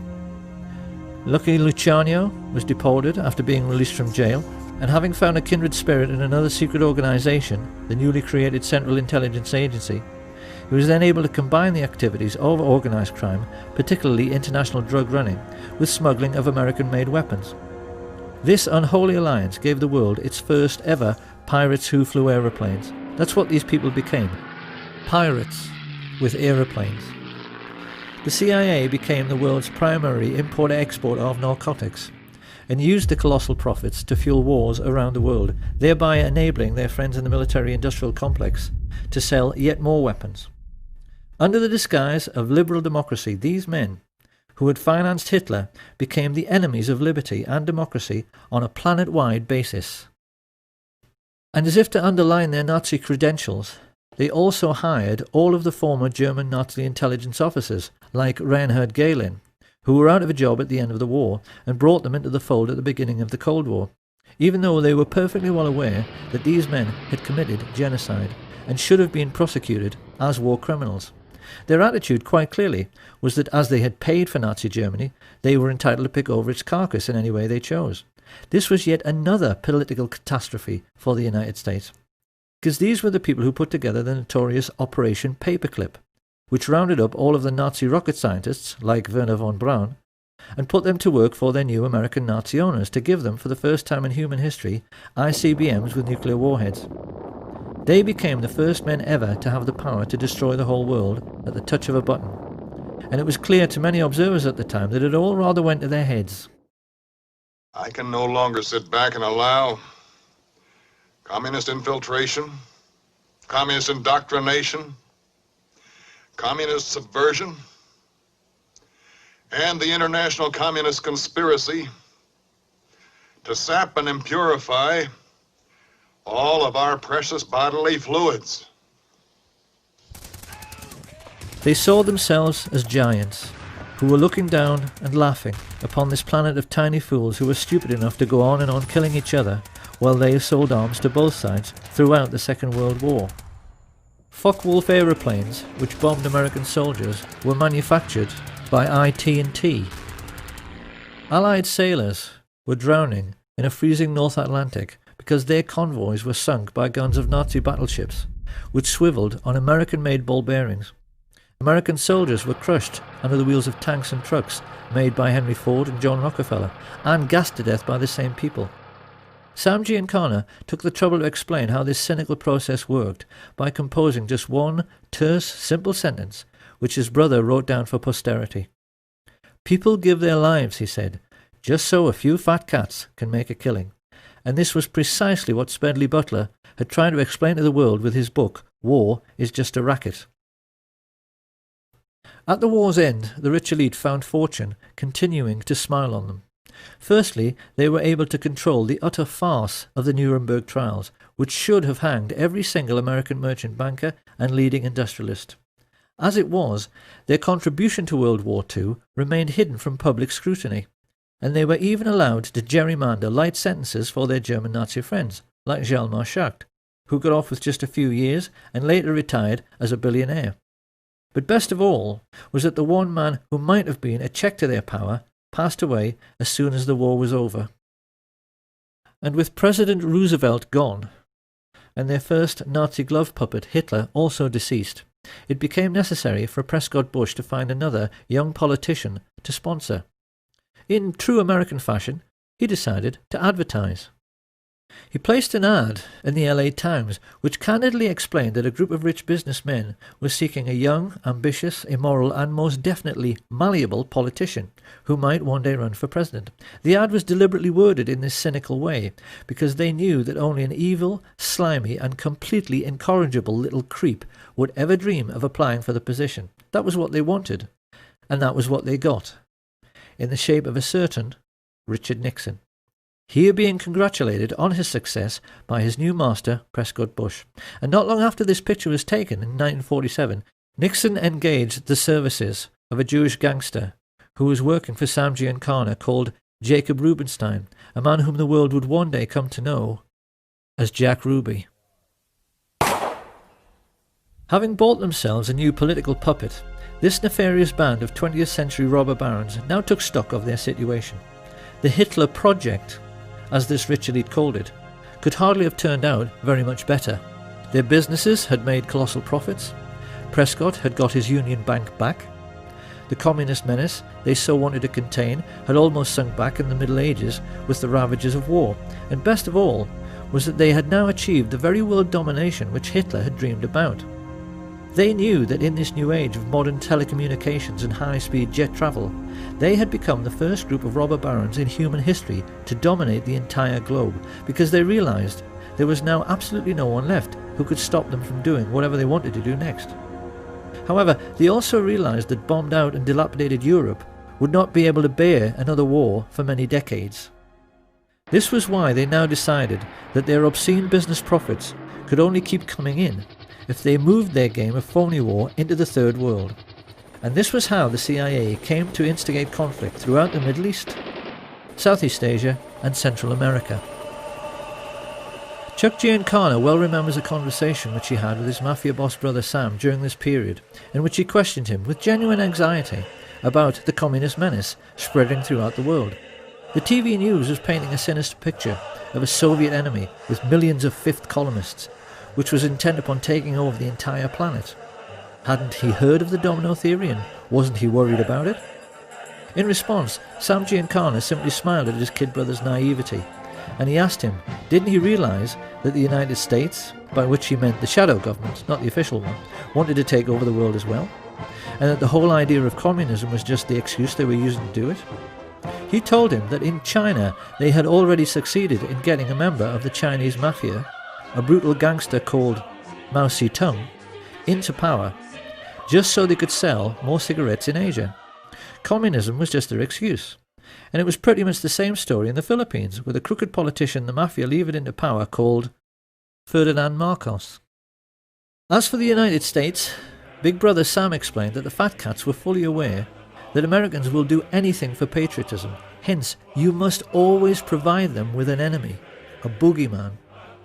They won't overwork themselves just to make huge profits for fat cats for any other reason. So new enemies had to be found or created. This is what Joe McCarthy's Reds under the bed scare had really been all about. And they used the same excuse in Laos, Chile, Guatemala, El Salvador, Iran, Honduras, Vietnam and Cuba.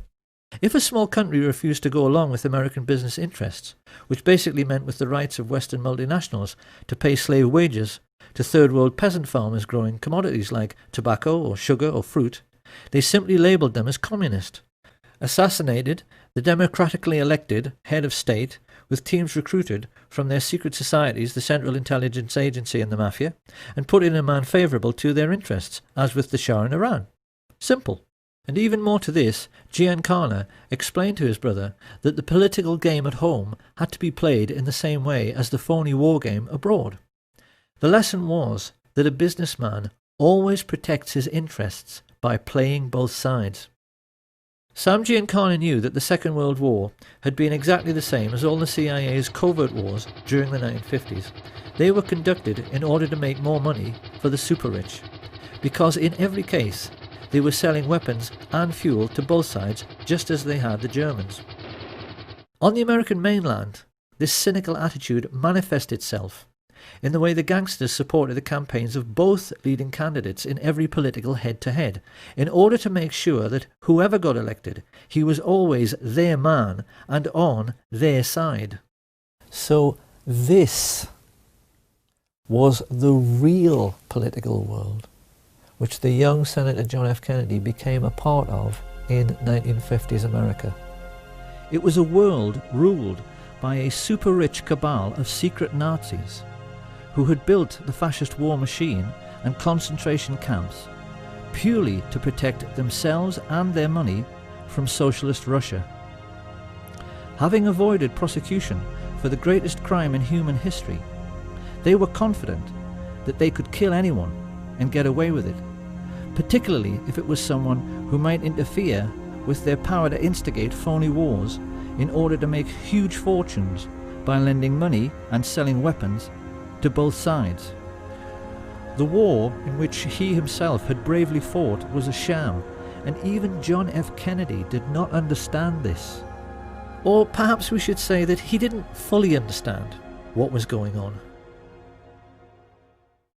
He and his younger brother Bobby were certainly all too keenly aware of the extent to which their country was in the grip of organised crime, because their own father, the patriarch Joseph P. Kennedy, had made his personal fortune from running illegal liquor during the days of Prohibition, activities which earned him the nickname Bootlegger Joe. Experienced people are aware that the tendency of each new generation to reject the ideas of the previous generation is an abiding characteristic in human affairs, and it is perfectly plain that with Jack and Bobby it had the effect of making both men highly principled. Their own father had associated with crooks and gangsters, and it was quite clear from their style and their outlook that they had made a commitment to make up for the sins of their father by rejecting this sinister world of hoods and crooks and corrupt politicians, by being honest and decent. If you take a look at any group photo from the early days, it's clear these men are being determinedly clean-cut, with the accent heavily on the clean part. They knew their father's generation were dirty. It couldn't be more obvious that they were determined to be the opposite. The question was, how were they going to free themselves and their country from the entanglements of the crooked politicians and the psychopathic mafia dons, who together were controlling the whole of American life like some multi-legged fascist octopus? How they were going to pull this off was something they were discussing ad nauseam when, in the late 1950s, they found out their father was in big trouble. A contract had been taken out on Joe Kennedy's life by the Purple Gang, the Jewish mafia of New York, who had accused him of swindling them out of a fortune. Joe Kennedy was really scared, and he turned for help toward the one man in North America who he knew had the power to get the contract called off, Sam Giancana. Giancana had done business with Kennedy for years, so he agreed to help, but he wanted something for it. He was all too aware of Joe's political ambitions for his son and of JFK's outstanding good looks. He wanted assurances that if Jack one day made it to the White House, Joe Kennedy would see to it that the heat the two brothers had been trying to turn up on the mafia would be turned down. And, according to Chuck and Sam Giancana Jr., Joseph P. Kennedy, just to save his own skin, agreed. Will you tell us anything about any of your operations, or you just giggle every time I ask you a question? Declined to answer because I honestly believe my answer might tend to incriminate me. I thought only little girls giggled with the Giancana. In this way, a very confused situation was created, because Sam Giancana, the very kind of mob boss whom the Kennedys had been fighting so hard through the McClellan Committee to put in jail, now thought that they should and would be grateful to him. It was this expectation and this misunderstanding which now led Giancana to try to draw the Kennedys more and more into his dark world, something which he appeared to be succeeding with in the way that first Peter Lawford and then Frank Sinatra established relationships with both men. Lawford married Kennedy's sister. Everyone is voting for Jack. Sinatra was putting together campaigning jingles, and it must have seemed to many insiders at the time that when Sam Giancana went around boasting that, as usual, he had everything under control, and that when Jack got to the White House it was going to be a dream ticket for the mafia, that it must all be true. His boys appeared to be partying together. And those who were in the know were aware that JFK had at least some sort of relationship with Judith Campbell Exner, Sam Giancana's girlfriend. What we haven't known until now is that JFK was hoodwinking Giancana all along. The role that Judy Campbell played was mostly that of a go-between. What Kennedy was doing through her was giving Giancana FBI reports on mob bosses to make him think that law enforcement were not all that well informed about the mafia scams and their movements, nor even terribly interested. What Giancana did not know was that the FBI reports he was receiving were carefully selected and most definitely incomplete. Kennedy was not helping Giancana. He was not keeping him in the picture. What he was doing was pulling the wool over his eyes. For the first time in his life, Sam Giancana was perplexed, and he became more confused when there was a sudden freezing over of relations. JFK abruptly ended his relationship with Sinatra, and Judy Campbell suddenly found the White House were refusing her calls.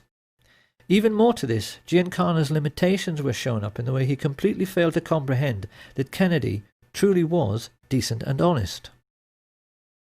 He apparently had many conversations with Murray the Camel Humphreys around this time, in which both were reassuring each other that Kennedy's white knight lifestyle was just a political game to make him look good. Quite clearly, this cynical outlook was the product of living in their dark and corrupt world. They had never known an honest and decent man, because in the mafia, there's no such thing. There is no record of what was said during the 3 meetings which JFK had with Giancana and his father at the Fontainebleau Hotel just prior to the 1960 general election. But it does now seem that in this most titanic battle of wits between the craftiest criminal in America and the most brilliant politician the world had ever seen, Kennedy had won. He had played the mafia at their own game, and played it better. Why did John F. Kennedy do this? Because he must have known just what a dangerous game he was playing.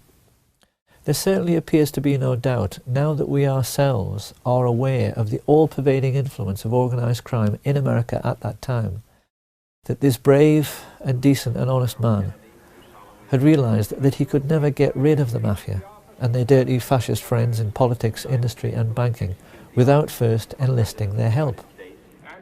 He had to trick them.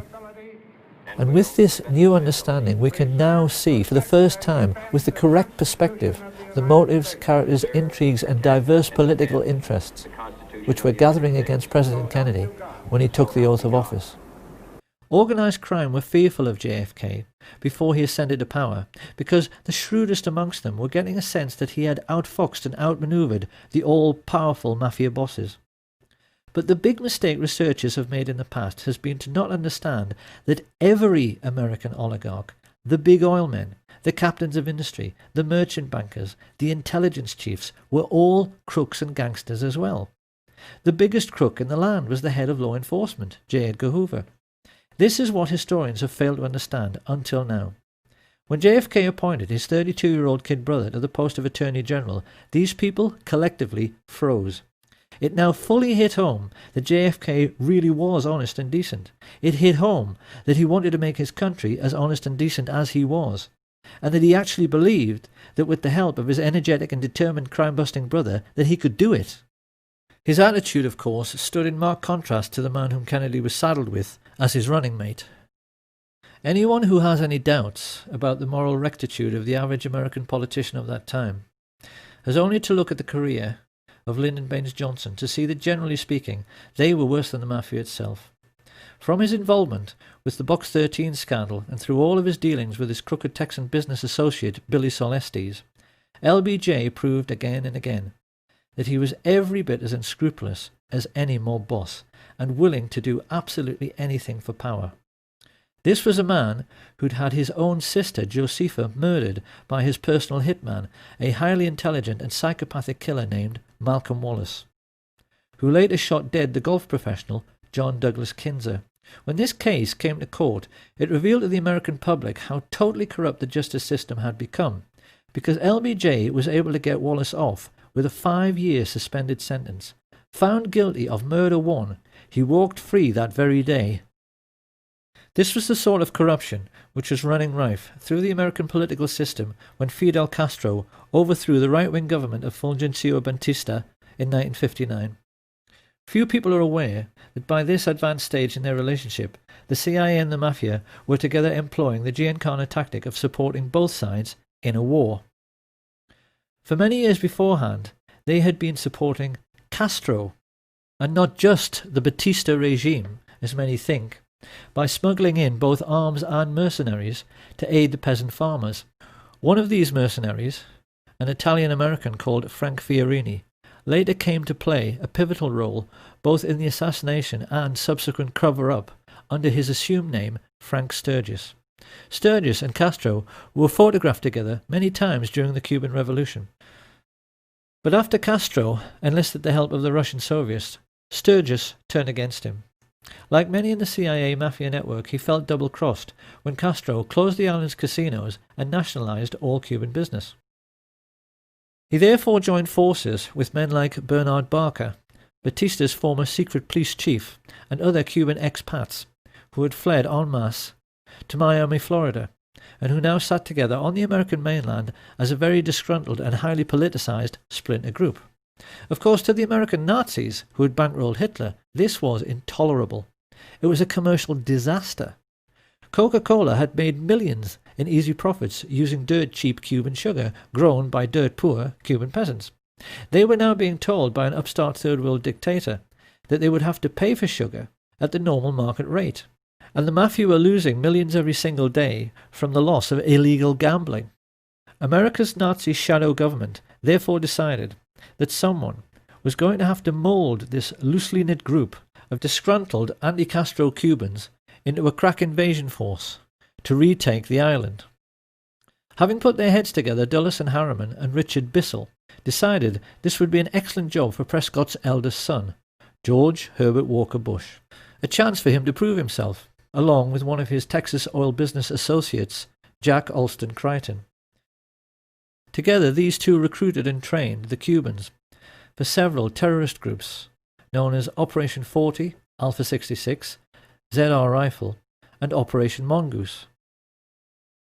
Renegade bands of merciless assassins who would kill Castro and who could later be counted on to eliminate any other third world leaders who dared to interfere with American commercial interests. It was this diverse and unsavory stream of political intrigue which produced President Kennedy's first great political crisis, the Bay of Pigs, in 1962. By this time, JFK was well aware that the CIA was something much more like a private firm or a family. He wasn't surprised when they invaded Cuba without his permission, because he knew they were totally out of control. His antipathy led him to cancel the promised air support, and inevitably the invasion failed. The anti-Castro Cubans were mostly captured, and Kennedy then tried to add insult to injury by ordering J. Edgar Hoover's FBI to close down the camps where the Cubans were trained. He even allowed Khrushchev, the Soviet leader, to inspect the camps to see they were closed, so this could never happen again. Having only just escaped with his life at the Bay of Pigs, it was pretty clear that Frank Sturgis was more than a little annoyed. He was scared because Khrushchev says, don't do this or we're going to do that. You know, so he didn't do it, and he deserted the Bay of Pigs. I was involved in the Bay of Pigs. A lot of people, friends of mine, that were killed in the Bay of Pigs. And I resent that. Don't play political games with me. I'm a military man. I'm a soldier. I go fight. But damn it, if I risk my ass out there and I'm getting shot at, I don't want some stupid-ass politician to go ahead and make deals behind my back where my people, or maybe myself, are going to get killed. I don't like that. This, then, is how the stage was set for the Kennedy assassination. And when one remembers the colossal number of ruthless and hideously brutal men who had created this situation, It's perhaps a little ironic that a peripheral figure in the cast of characters who actually put the plot together was an attractive young woman. 19-year-old Marita Loren's love affair with Fidel Castro and her subsequent recruitment as a CIA assassin by Frank Sturgis to kill him is a very well-known story because it was made into a feature film. In spite of her failure to kill the Cuban leader, Lorenz continued to associate with the assassination squads trained by the CIA, and it was largely her testimony in the Spotlight magazine trial after a skillful cross-examination by Mark Lane, which gave us a window through which we can now see who really participated in the Kennedy assassination and who was really behind it all. First of all, after the Bay of Pigs invasion, Kennedy had fired Allen Dulles, Richard Bissell and General Charles Cable for essentially using the CIA as their personal hitmen, after he found out that Robert Mayhew had sought Sam Giancana's permission to talk to his underboss, Johnny Roselli, about the possibility of a hit on Fidel Castro. Here you have a government agency, funded by the American taxpayer, associating with the very organised crime racketeers JFK was trying to put in jail, for the purpose of carrying out political murders. The president was incensed. Historians have never been surprised that he vowed to smash the CIA into 1,000 pieces. It hardly takes a genius to see why the CIA wanted to kill him. What is more, Jack Alston Crichton and the lifelong friends of Allen Dulles, the Bush family, had just recently purchased exclusive access to 15 million acres of Cuba, almost half the entire island, in order to drill for oil. When he came to power, Castro reduced this to a mere 20,000 acres, a colossal investment which now failed and which led to Crichton's CVOVT Oil Exploration Company being delisted from the stock exchange at a loss of $30 million. Crichton and George Bush's friends, the Texas oil billionaires, Clint Murchison and Haroldson Lafayette Hunt, also knew that Kennedy wanted to end their most vital tax break, the oil depletion allowance, and their bosom buddy, Vice President Lyndon Johnson, was standing at this time with one foot in jail and the other on a banana skin due to his involvement in the corruption scandal now breaking around his favourite assistant, Bobby Baker. LBJ knew his life was finished if Kennedy lived, and he would become president himself if Kennedy died. So his involvement in the plot is hardly difficult to understand. And even more to this, the heads both of the US military and the military-industrial complex which supplied them, exactly the same Nazis who had supported Hitler in World War II, were fully aware that Kennedy wanted to pull out of Vietnam in a move which would have eventually cost them billions in lost weapons sales. This circle of thugs and pirates was completed by LBJ's next-door neighbour, J. Edgar Hoover, who had himself invested millions in Clint Murchison's oil business, just like his mafia associate, Vito Genovese. Stepping back to look upon this rogues gallery, it really is remarkable how Kennedy had managed to make an enemy out of every single dirty hood, every corrupt politician, and every single Nazi businessman living in the country at that time. It is highly misleading even to see these groups as separate, because the truth is that they were all brutal fascists who saw nothing wrong in killing to get their own way. The question now was, how were they going to get him? Because we must never forget that generals, admirals, mafia dons, intelligence chiefs, corrupt politicians and oil billionaires are only people. None of them wanted to go to the electric chair for conspiracy to murder the president. They knew that they had to put together a plan which could not fail to both kill Kennedy and then cover up afterwards the fact that they did it. They knew that in men like Frank Sturgis, his Cuban assassination squads, and the mafia hitmen working with the CIA, they had a huge pool of killers to choose from who were ready, able and willing to do the deed. All the same, how could they possibly get to Kennedy? Because they knew that, at least in Washington, all American presidents are extremely well protected by the Secret Service. The most important first step was to engage the age-old mafia tactic of finding a patsy. To this end, they turned to George de Mohrenschildt, a very sophisticated exiled Russian count and CIA agent, who was close friends in the oil business with George Bush and the Texas oil men. They were aware that they needed someone like Giuseppe Zangara, who appeared to be a low-life, discontented misfit. So they chose a low-level CIA operative who had been groomed precisely in order to appear to be a low-life, discontented misfit, Enter Lee Harvey Oswald, who was carefully handled by de Mohrenschildt as he was placed like a chess piece in the Texas School Book Depository. With the patsy selected, the combined heads of the American Nazis now sat down together to discuss their problem. How do you kill a man? Riding in an open car on a public street in front of hordes of people without being seen. And then, how do you cover up forever afterwards the fact that this was a conspiracy and not the work of a lone nut? The plotters were keenly aware that it was the second question which posed the biggest problem. The professional military men like Colonel Ed Lansdale and Admiral George Berkeley, Kennedy's personal physician, were well aware that there are any number of ways to hide or disguise a sniper: behind trees, inside other vehicles, behind windows in office buildings. But this was a plot which had to have an absolute guarantee of success. If a squad of riflemen were all to fire at their target at the same time, this would certainly guarantee the man's death. But the subsequent police investigation would instantly realize more than one shooter was involved. A team of gunmen all firing together might actually blow Kennedy's head clean off. A single sniper couldn't do that. So what were they to do? It was during these deliberations that a macabre thought first registered.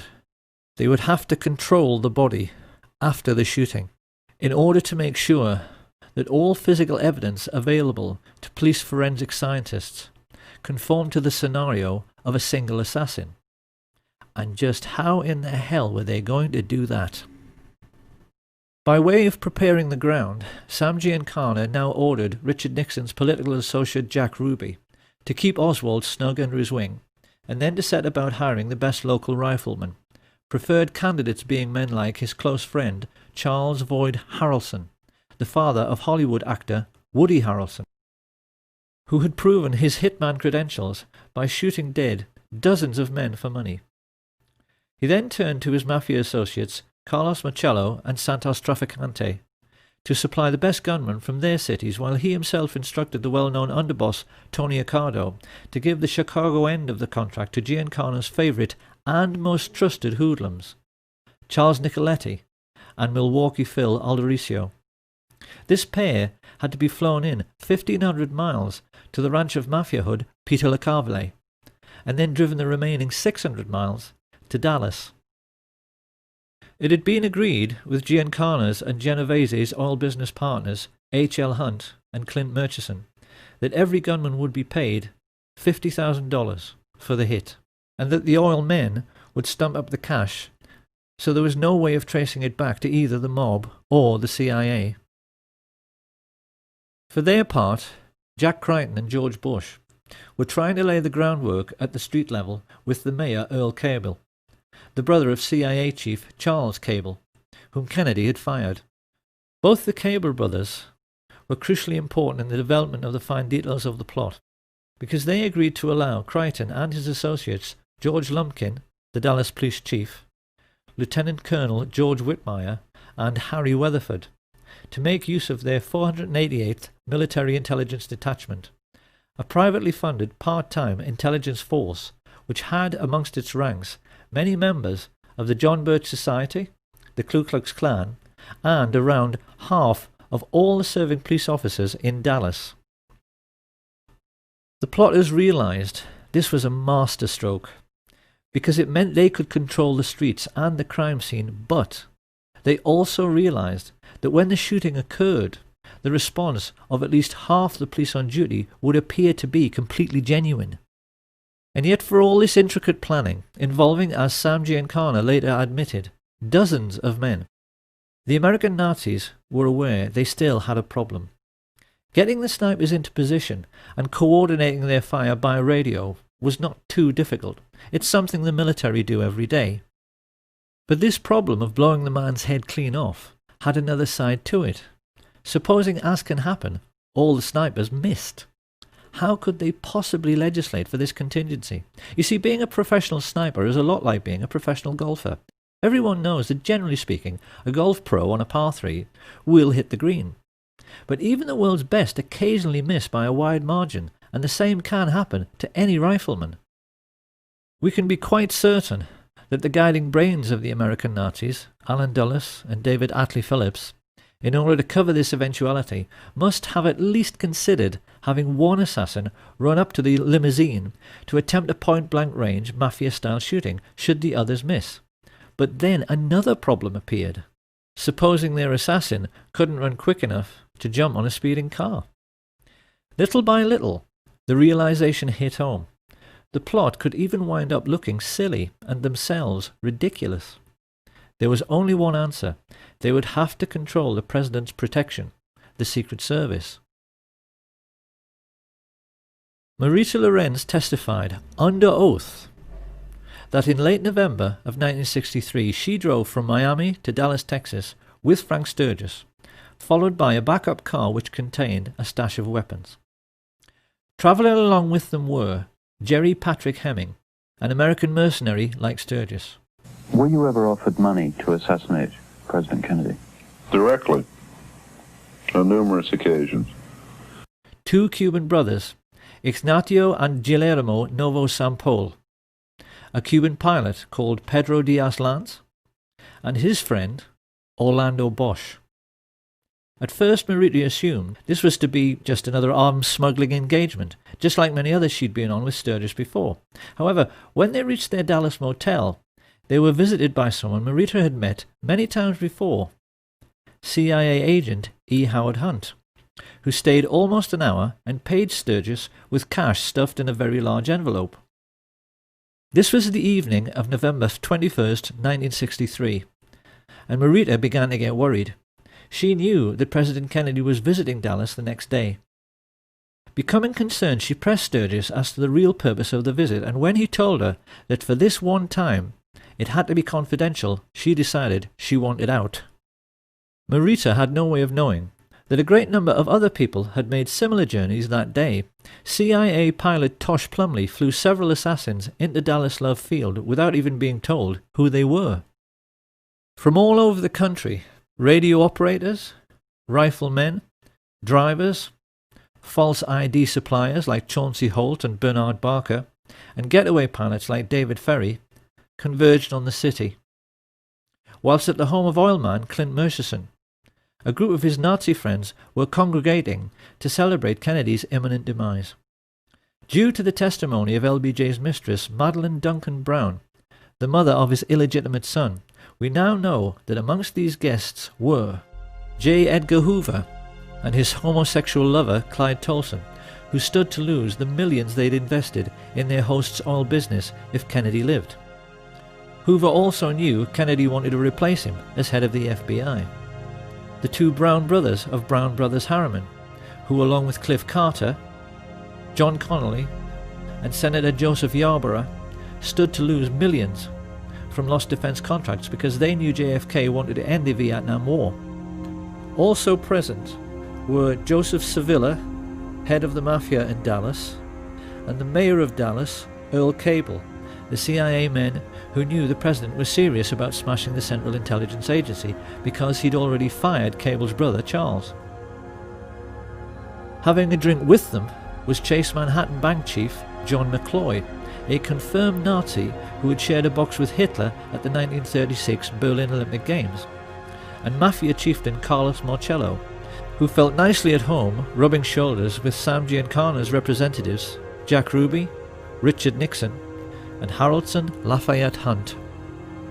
The media were represented by Eamon G. Carter, and the only one who might have felt a little out of place as he awaited his boss was the world-class marksman and serial killer Malcolm Wallace. Late in the evening, Lyndon Baines Johnson finally turned up and briefly went into the party. When he came out to greet Madeline Brown, she said he was euphoric. Let's go back to the night before. When Johnson came out of the meeting, what did he say to you? He was so angry. He had violent temper when he was upset. Well, let's use the exact words that he said to you. What did he say to you? He grabbed me by the arm, and he had this deep voice, and he said, "After tomorrow, those SOBs will never embarrass me again. That's no threat. That's a promise." Johnson had clearly been told by the people in that room that everything was ready. The next morning, the President landed at Love Field and was led to his car by Governor John Conolly. As he is driven away, it is immediately apparent that something is wrong, as Secret Service agent Henry J. Rickber tries to take up his proper position on the President's limousine, holding on to these handles provided for the purpose, and is ordered to stand down by Emory Roberts. Let's just look at Rickber's reaction again. He is quite clearly disgusted. Why aren't they letting him do his job? And as the car glides into Dallas, we can now see how the removal of his Secret Service protection has opened the President up to a field of fire from almost any direction. It's plain from these pictures that as the motorcade moved on into Dallas, the Secret Service, meant to protect the President, remained crowded together on the vehicle behind. While travelling in the pilot car some 400 yards ahead, 3 men are smiling as they see everything is going to plan. Crichton, Lumpkin and Whitmire have used their influence to remove the military protection which should have been amongst the crowd. And whilst the people lining the parade route are 10 deep in places, Lumpkin has seen to it that the police have let almost no one into the would-be crime scene. Pausing at the corner of Houston and Elm, Lumpkin is seen exchanging reassurances with one of his men. Yes, he tells him, the hit is on. Glancing discreetly upwards, he sees Weatherford and the best Cuban sniper, Eladio del Valle, preparing to fire. The signal is passed to the other snipers to get into position. Having been let into the Daltex building by oil baron Harrelson Hunt, Eugene Hale Brading unlocks the second-floor broom closet. A client of New Orleans lawyer G. Ray Gill, who also represents mafia boss Carlos Marcello, Brading has a getaway pilot waiting, whom Gill employs as a private detective, David Ferry. He opens the window, and as Charles Nicoletti loads his rifle, Richard Kane listens to his radio. Car coming. Get ready. Closing the door, Milwaukee Phil Aldericio guards the corridor with 2 Cubans, Rolando Mesferrer and Rolando Otero. This basic pattern was established all over the plaza. A sniper next to a radio man, alongside a second marksman who could take over should the first want to back out at the last moment. Each team was then guarded by more assassins, mainly Cubans, who made sure no one interfered with each group. It all sounds quite professional, and the truth is, it was. Sam Giancana's spy in the Chicago police force, Richard Kane, was an electronics and wiretapping expert who spoke 5 languages. Up on the grassy knoll, with his childhood friend Charles Harrison, stood the diminutive Charles Frederick Rogers, a nuclear physicist who worked in seismology for Shell Oil. He was also friends with David Ferry and the Civil Air Patrol. Up in the Texas School Book Depository, LBJ's psychotic hitman Malcolm Wallace held a PhD and taught at the University of Texas. The Texas oilmen, mafia dons, merchant bankers and military industrialists had assembled the all-time dream team of professional killers. They were there to make absolutely certain their king died, and the 2 men who in later years would steal his crown, Richard Milhouse Nixon and George Herbert Walker Bush, smiled from the sidewalk as they exchanged winks with Jack Crichton. There was no way Kennedy could escape now, and they knew it. Arranging his sniper's nest at the other end of the 6th floor, Sturgis was the first to be spotted by Arnold Rowland. I just looking around and we noticed a man up in the window, and I remarked to my wife, tried to point him out, and remarked that he must be a security guard, Secret Service agent. So the window then that you're referring to is on the opposite end of the building from where the main entrance to the building is. Yes, it is on the other side of the building. And he had a rifle. It looked like a high-powered rifle because it had a scope which looked in relation to the size of the rifle to be a big scope. A moment later, 15-year-old Amos Ewins caught sight of one of the Sturgis-trained Cubans, Ignacio Novosampol. Even more significantly, Richard Randolph Carr, a steel construction worker who was looking for a job in the new Dallas courthouse, which was then under construction, stared out from his 7th floor vantage point and saw Malcolm Wallace taking position to fire. Testifying at the trial of Clay Shaw, he gave a minutely detailed description of a very heavy-set man in a sports jacket who wore large framed glasses.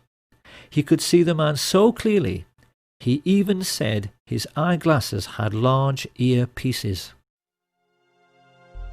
America, the home of the brave and the land of the free, was about to discover that it wasn't what it thought it was.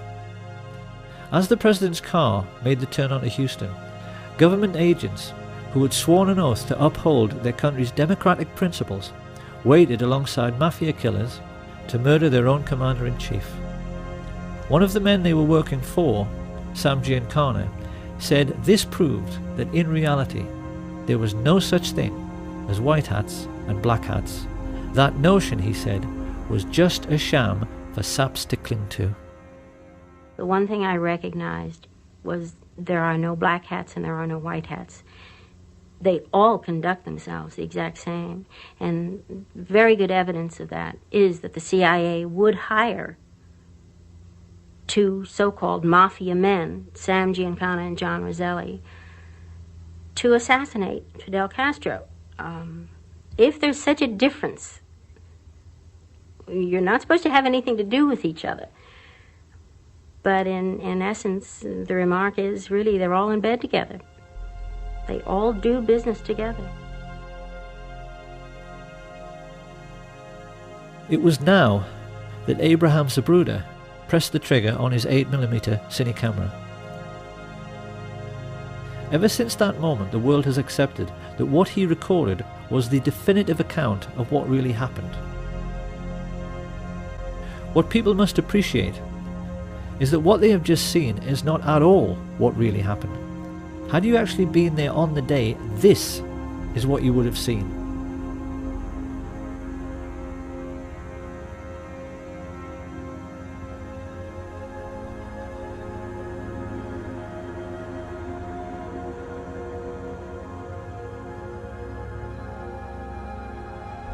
And doesn't that look a great deal more suspicious? So just exactly what did happen during the 10 seconds Zapruder was filming. To begin with, Dulles, Lansdale and Atlee Phillips had tried to get over the problem of volley fire, blowing the president's head clean off by firing in 4 stages. Stage 1 was meant to be a single shot by Charles Nicoletti into the back of Kennedy's head from the Daltex building some 40 yards behind. Had he succeeded, the plotters would have had the single assassin with 1 bullet story they wanted. But in his excitement, the mafia assassin squeezed the trigger too soon. His bullet ricocheted off the hard chrome sill of the limo's back seat and struck the curb beneath the overpass, sending up a sharp piece of concrete which scratched James Tague's face. Watch again. We clearly see how this little girl stops running and her gaze looks directly at where the shot originated and not up at the 6th floor of the depository. It was now that Umbrella Man took over. Standing right at the curbside, it was his job, should the first shot miss, to give a clear visual signal. Target is not injured. The intelligence chiefs knew that if this situation occurred, Kennedy would now be moving rapidly away from the first sniper. They knew the only way to make sure of getting him was to fusillade the car. So a moment later, 2 rifles tried to fire from directly in front at exactly the same time, to deceive witnesses into thinking there was only one shot. You said you'd killed President Kennedy. At the same time I said I had killed the judge, I said I had killed Kennedy. Well, do you believe Lee Harvey Oswald killed President Kennedy? We'll get back to that. Alone, without any aid from a rogue agency of the U.S. government, or at least a portion of that agency. I believe you're very naive if you do. Harrelson's bullet hit JFK in the throat, and another gunman, hiding in a culvert 50 yards away, up in the embankment of the overpass, made the hole in the windscreen, which was later seen by Dr. Evalier Glanges. The presidential limousine was there. Had been staying there for some time, just watching the back of the emergency room. Talked to my friend next to me and said, "Look, there's a bullet hole in the windshield," and pointed it out to them.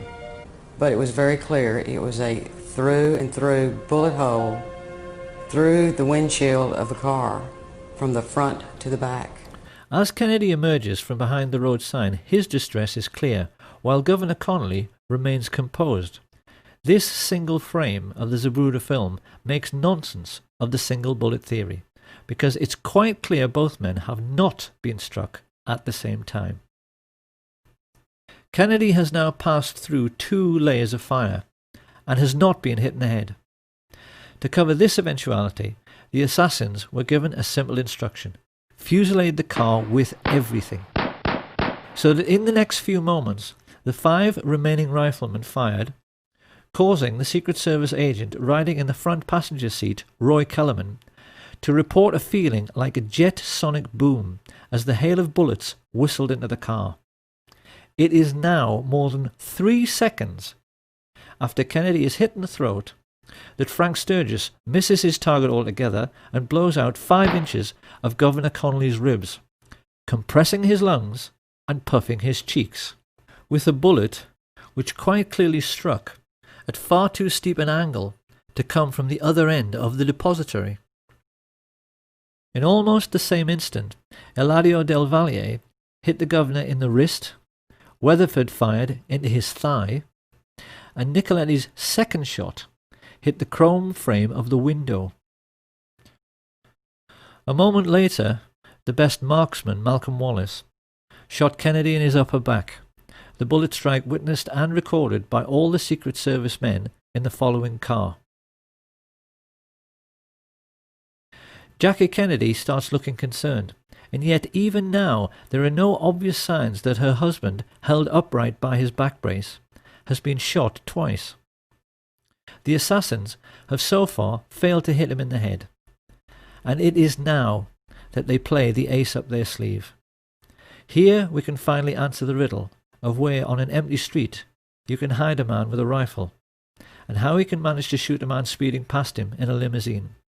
The answer is that he can't, and that is why the driver, William Greer, looked around twice to see whether Kennedy had been hit in the head, and when he saw he hadn't, as dozens of witnesses, including police officers, confirmed, he stopped the car completely. His orders was to slow down where the rest of the guys... This is Greer, the driver of the presidential limousine. Yeah, presidential limousine. Slow down almost to stop. It is now that most people have been led to believe that Kennedy was shot in the head by Charles Boyd Harrelson, the sniper standing on the grassy knoll. This is not true. Because if we look at the angle of elevation of a shot from that area, it's obvious that a shot originating from above and right would have pushed Kennedy's head down and left, whereas it's quite clear that his head is knocked upwards and to the left by the impact. So where did that bullet come from? Incredibly, the answer has lain hidden in the most well-known and iconic image from the assassination of the motorcycle policeman heaving his bike onto its stand. Look now as we freeze frame him here. This is the moment when the whole world was looking up the hill toward the man who had fired from the grassy knoll, but that is not where the police officer is looking. He is looking down into the storm drain, because that is where that shot at a stationary car came from.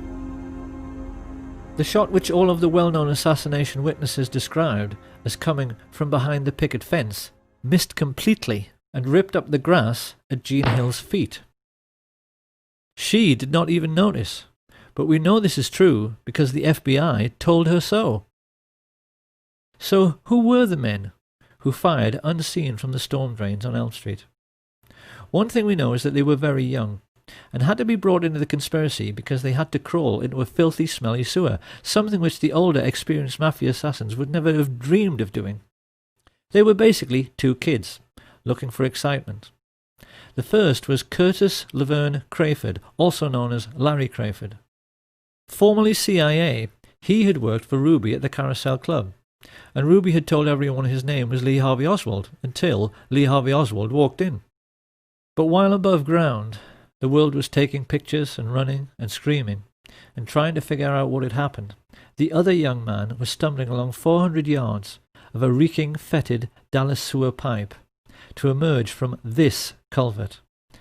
And he was not Lee Harvey Oswald, or Roscoe White, or J.D. Tippit, nor even a Cuban or Russian communist. His name was Jack Allen Lawrence. And we know that after stumbling up this bank, he turned up 15 minutes later at the Lincoln Mercury car showroom, where he'd obtained a job with false references, pale, sweating, and, on a hot sunny day in Dallas, covered in mud. Telling his co-workers, Albert Bogard and Robert Tater, he had been ill that morning, he stumbled into the men's room and threw up, while they, feeling his behaviour was suspicious, called the police, who made a record of the entire incident.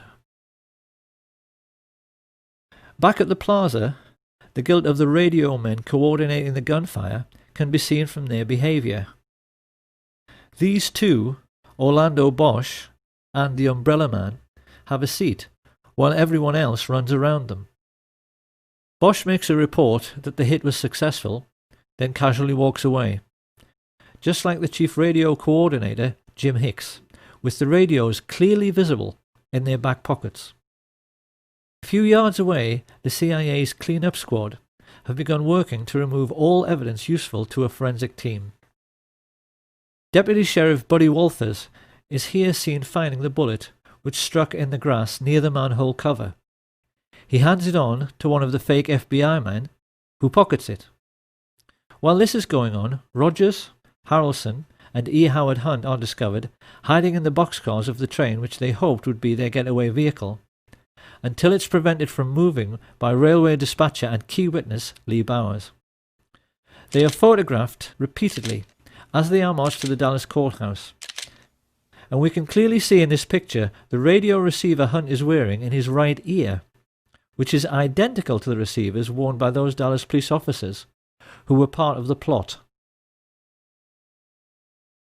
As they walk, they are overseen by Colonel Ed Lansdale, who secures their release and begins to give the press the cover story that this man is the major suspect and that acting alone he shot the president from behind. The truth, as we now know, is that 8 separate snipers, firing 16 shots in 4 separate stages, had tried to make certain of killing the president by hitting him in the head and had failed abysmally. The shooting on the day had been nothing to write home about. A third of all the shots had missed the car completely. Had it not been for the ruse of bribing the driver to brake at a point painted on the curbside, which is still visible, so that Jack Lawrence could shoot Kennedy in the head from just 15 feet away, the president might have survived. So now we must address the question, why does the Zapruder film not show this very obvious setup of the limousine stopping for the headshot? The answer, of course, is that it has been tampered with. In the 1960s, Hollywood special effects teams had developed techniques for masking off segments of film frames to disguise the true movement of figures within the picture. In the Zapruder film, frames have been removed in order to fake a continuous flowing motion, so that we don't see the very obvious setup which dozens of witnesses reported. If you look now at the top of the frame, the doctoring of the film becomes perfectly obvious in the way in which the figures are blurred and yet the shadows are sharp, which is impossible. This CIA tampering with the evidence becomes even clearer when the Zapruder film is run next to the Orville Nix film taken from the other side. It's easy to see from the way the motorcycles suddenly close on the limousine that it stops completely. And we can see that frames have also been removed from the Nix film by the way in which Agent Clint Hill appears to move sideways while running forwards before leaping on the car. As the mad dash to Parkland Hospital begins, the chief coordinator in the assassination plot, George Herbert Walker Bush, casually relaxes with hands in his pockets at the entrance of the school book depository. Now this is going to be one of those all too familiar Kennedy assassination moments in which people will say, well, yes, it could be him, but how can we be sure? Because we've seen this kind of thing before with Badgeman. However, a gentleman who I think must be a police detective has posted a YouTube video in which he utilizes the latest forensic techniques for identifying murder suspects by making a comparison between the photo taken in Dealey Plaza and one of George Bush in conversation with Richard Nixon during Watergate. This man points out that this person has exactly the same skull shape, exactly the same hairline, chin and nose as George Bush. He is also wearing the same type of suit, white shirt and exactly the same type of tie. He is exactly the same height, the same weight, is wearing clothing which matches down to his shoes, but most importantly, he has a characteristic mannerism of cocking his right wrist when he puts his hands in his pockets. We know from this declassified FBI memo that George Bush was in Dallas, staying at the Sheraton on November 22nd. So can there be any doubt about this person's identity? Surrounded by the corrupt policemen he was coordinating, Bush knew already that if an honest officer should happen to catch one of the assassins, it would, because of what Mark Lane rightly calls plausible deniability, make no difference. Because what would they find? Mafia hoods with prison records as long as their arms? Or contract killers like Charles Harrelson? They certainly wouldn't have found anyone who carried CIA credentials or anyone whose involvement with the government could be traced. But even while he smiled and chatted to his fellow killers, Bush was unaware that the plotters had just made their first big mistake. They knew that they had to forensically control the body from the moment the shots were fired, and the moment Kennedy entered Trauma Room 1, that control had to be relinquished. Although they had CIA agents placed in the emergency unit, these people were not aware of the throat wound, which could hardly be seen because it was so tiny. It was at this moment that all the Dallas doctors and nurses like Aubrey Bell made a mental note of this very obvious sign of a frontal entry shot. One of the Dallas medical team, Dr. Charles Crenshaw, a junior doctor at that time, vividly recalls what the first professionals in the Kennedy killing had to deal with. The second wound was here in the throat, right above the necktie. It was a small opening, very small, 3 to 5 millimeters, about the size of your little finger. I looked at the wound again. I wanted to know and remember this the rest of my life. And the rest of my life, I will always know he was shot from the front. And also described the portion missing from the rear of Kennedy's head after the impact of the frangible bullet which hit him in the right temple. The bullet struck about where and passed about where? From here through. And taking out the back or the occipital part. The back of your head. This was gone. At approximately 1 o'clock Central Standard Time today here in Dallas. He died of a gunshot wound. This information soon made its way to the media. And this is why at the very first press conference, Press Secretary Malcolm Kilduff correctly described the cause of death and direction of the shot. In order to find a means with which to contradict this evidence, the cover-up now began in earnest, with the summoning from the Restland Funeral Home of a CIA agent who was known for being the best in the business at reconstructive surgery on cadavers, John Melvin Liggett.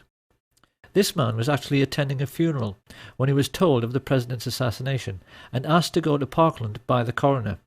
What he didn't know as he drove away was that one of his clients in this macabre and gruesome story was at that moment still alive. When he was arrested years later by New York police detective Jim Rothstein, Frank Sturgis, on discovering that Rothstein was a Bay of Pigs veteran like himself, got into an old army buddy's conversation with him and said first of all that after the assassination he returned to the Miami safe house where he ridiculed Marita Lorenz for missing history. It was all perfectly safe, he told her. No cops, no newspaper investigation. Everything was covered. I asked Sturgis, Jesus Christ, Frank, did you shoot the president? Did you have something to do with that? He said, who gives a shit? Yeah, who's going to prove it? He said, we kill a lot of people. What the hell's the difference? Sturgis then went on to say that Dallas police officer J.D. Tibbet was actually gunned down by the radio talk show host G. Gordon Liddy, who was at that time a CIA agent working with E. Howard Hunt. And here we must address a question which puzzled assassination researchers for years. Why did a Dallas policeman have to die within a few minutes of President Kennedy? What possible function could he have played in the overall plot as a corpse? One would think the authorities could have caught the fleeing patsy without any need to incriminate him any further. So why did the life of J.D. Tibbet also have to end on the 22nd of November 1963? Where did he fit in?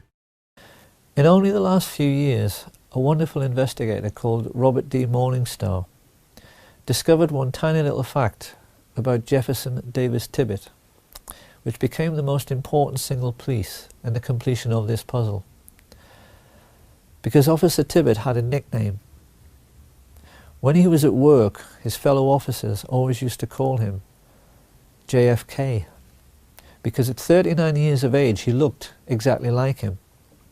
In the only well-known picture of Tibbet, his Elvis haircut makes him appear very youthful, but having turned grey and having nearly turned 40, most people felt his resemblance to Kennedy was uncanny. What Tibbet never knew, as he drove past assassination witnesses Jack Tatum, Domingo Benavides and Aquila Clemens, was that he had been selected to play the role of the president in death. Researchers have always believed it couldn't be a coincidence that Tibbet was shot in the right temple just like JFK some 45 minutes earlier. They wondered why bullets had been removed from his body in the ambulance, and why, when he was pronounced dead on arrival at the Methodist Hospital, it was felt necessary to move his body to Parkland. With their concentration firmly fixed on the casket of the deceased president, the newsmen completely ignored the ambulance which spirited away the body of J.D. Tibbet, so that it could be loaded onto Air Force 2 where John Melvin Liggett was waiting. When Kennedy's casket arrived at Love Field a few minutes later, Clint Hill, the agent who jumped on the car, recalled that all the people aboard Air Force 1 were told they had to go forward to witness the swearing in of Lyndon Baines Johnson. This, of course, was just a ruse, to get Jackie Kennedy to leave her husband's body, and the moment she was out of the way, his cadaver was stolen and placed aboard Air Force 2 next to the cadaver of J.D. Tibbet.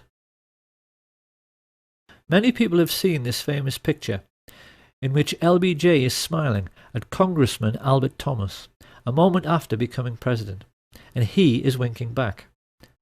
We haven't known until now just how huge and terrible a secret he was sharing with Johnson, because at that moment on the plane right alongside, the most highly qualified specialist in reconstructive surgery and embalming in the country, John Melvin Liggett, was starting to make a facsimile of the dead president, using the body of J.D. Tibbet in order to obscure the true extent of the damage to Kennedy's head and make it seem consistent with a shot from behind.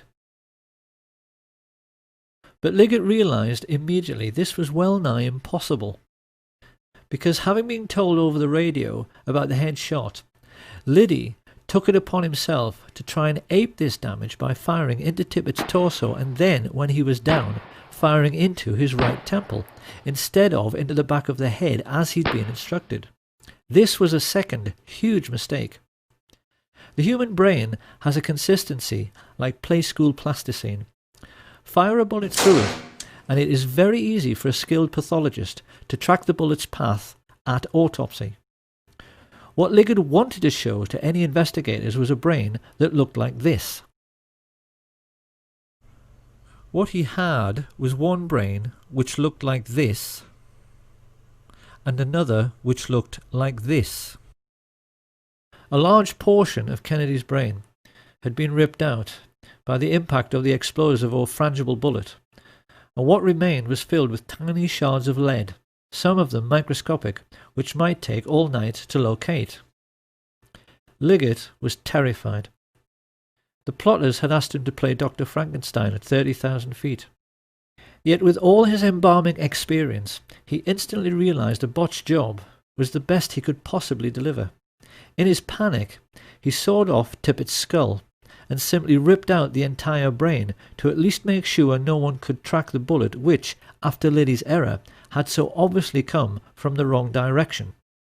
He then compounded Liddy's error by making a large hole in the rear of the head to ape the damage to Kennedy's head.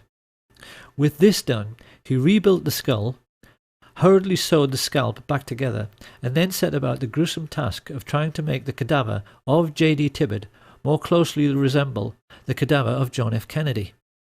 By shaving eyebrows, bringing forward Tippett's slightly more receding hairline, filling in missing segments of both heads with plaster of Paris, and rebuilding portions of the flesh with wax. Liggett performed this ghoulish service while the aircraft he was on, Air Force 2, went through the usual procedure of leapfrogging Air Force 1 to arrive at Andrews Air Force Base slightly earlier. He wasn't given long enough, and in the rush to get finished, the plotters now made their third and most stupid mistake. Instead of placing Tippett's body in a casket identical to the one aboard Air Force 1, they placed him in a Spartan grey metal coffin inside a body bag. As the TV media showed these distressing pictures to a world reeling in shock, it's hardly surprising that no one ever dreamed this casket could be empty, but it was. As it was driven away, out of sight of the media, the two bodies were taken from Air Force 2 and loaded onto a helicopter. It was at this point that the two honest men, FBI agents Francis X. O'Neill and his partner William Siebert, became crucial figures in the story. They explained to researcher David Lifton that they made the journey to the Naval Hospital at Bethesda in the car behind the hearse which carried Jackie and Bobby, and most notably Admiral George Berkeley, who made sure he stayed with the empty coffin by sitting on another man's lap. Upon reaching Bethesda, Siebert and O'Neill said Berkeley then guided the family members into the building while the hearse was ordered to the rear to unload. But that was where the simplicity ended.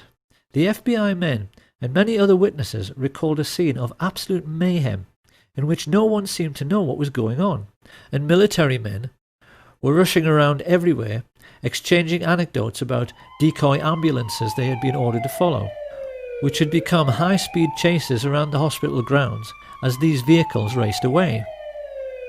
It seems this confusion was created with the intention of misleading both the press and the large respectful crowd which had gathered on the lawn. People were asking each other which ambulance contained the president's body.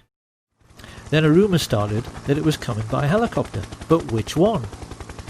Everyone watching that night recalls the air was filled with them, and the FBI men also told Lifton that in the midst of all this mayhem, they helped to carry the casket inside. This was flatly denied by the team of Navy men who said they did it alone. It is therefore perfectly clear that two bodies were brought to the morgue separately whilst confusion reigned. And it was now that the plotters themselves became confused by the mayhem they had created, because they left J.D. Tippett's cadaver in the wrong casket. It should have been switched and gone into the autopsy room in the large expensive casket used in Dallas. I helped put President Kennedy's body in a bronze ceremonial casket on November 22nd, 1963, at Parkland Memorial Hospital. Instead, mortuary technician Paul O'Connor received a coffin so dull and nondescript no one could believe it had been utilised to transport the body of a president. It was a very plain casket, and when I say plain, I mean it was pinkish gray. It had pink and gray on the sides. There was nothing fancy about it as far as being bronze. It wasn't bronze. The autopsy then became a farce the moment it began. While Siebert and O'Neill made their now famous and entirely correct observation that the body seemed to have undergone surgery prior to autopsy mainly in the head area, Commander Humes himself testified that the moment he touched the head, pieces of the skull fell down onto the autopsy table. That is not possible unless surgery was done before post-mortem. And that surgery could only have been performed aboard the aircraft because there was no other time to do it. Humes then found that he had to try to work with Admirals Berkeley, Galloway and Kenny actually touching his elbows, and became increasingly confused and embarrassed himself at his utter failure to find any trace of the bullets which killed the president. Of course, this was hardly surprising, considering the president lay dead in an adjoining room, and that Liggett had removed all the bullets from J.D. Tibbett. As the autopsy proceeded, O'Connor revealed that Berkeley interfered constantly in the procedure, steering Humes away from the torso, where he would have found the holes made by Liddy. And while everyone in the room remained aghast and disturbed by the huge hole in the back of the head and absence of any brain matter, two porters O'Connor had never seen before came in pushing a trolley, which had a sheet on it which hid a small lump. They had told people in the corridor it was a dead newborn baby, but it turned out to be a complete brain, which could only have come from a third cadaver. This was weighed and pickled in formaldehyde before anyone even had a chance to inquire when it had been removed. The most farcical moment of all came when Humes faced Arlen Specter in front of the Warren Commission and found the leading counsel pressing him to say that the wound he found in the back of the head was an entry wound. His incredible answer was that the bullet could only have entered and exited from the rear. Humes actually told the world that the bullet had done a U-turn inside the president's skull. Now that we know the truth, it may seem remarkable that David Lifton got so close, and yet never quite realized that what he had been investigating for 15 years was a body switch. But can we really be surprised? Like so many other decent men, Lifton was simply unable to imagine that anyone could ever think up such a grotesque and degenerate conspiracy. He simply never realized that what he was dealing with was nothing less than the devil himself. And for those who find all this impossible to accept, one of the devils who murdered JFK, Frank Sturgis, was perfectly candid about how routine body switches had become in the CIA by 1963. There was a switch. A body switch. A body switch, yes. The truth about the autopsy is that the devils who killed Kennedy messed up very badly. They had wanted to show the world actual photographs of a single bullet wound from behind. As it was, they had to resort to a lot of badly faked photographs, which critics like Robert Groden easily discredited, and silly drawings, which everyone realized did not line up anywhere near the schoolbook depository. With the autopsy over, Mrs. Kennedy and the president's brother were shown the body prepared for burial. Not surprisingly, they were wholly unconvinced by Liggett's attempts to make a Dallas police officer look like the President of the United States. Witnesses there at the time said Bobby scoffed and said, "It doesn't look anything like him," while Mrs. Kennedy became adamant. "It isn't Jack," she declared. That looks like something you'd find in Madame Tussauds wax museum.